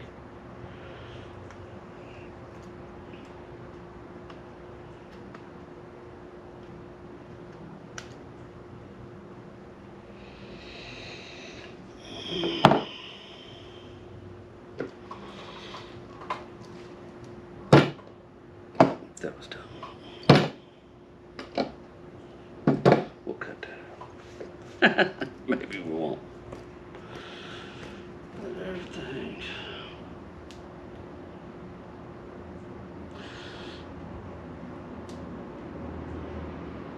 Oh, I think that's it. I think we covered it all.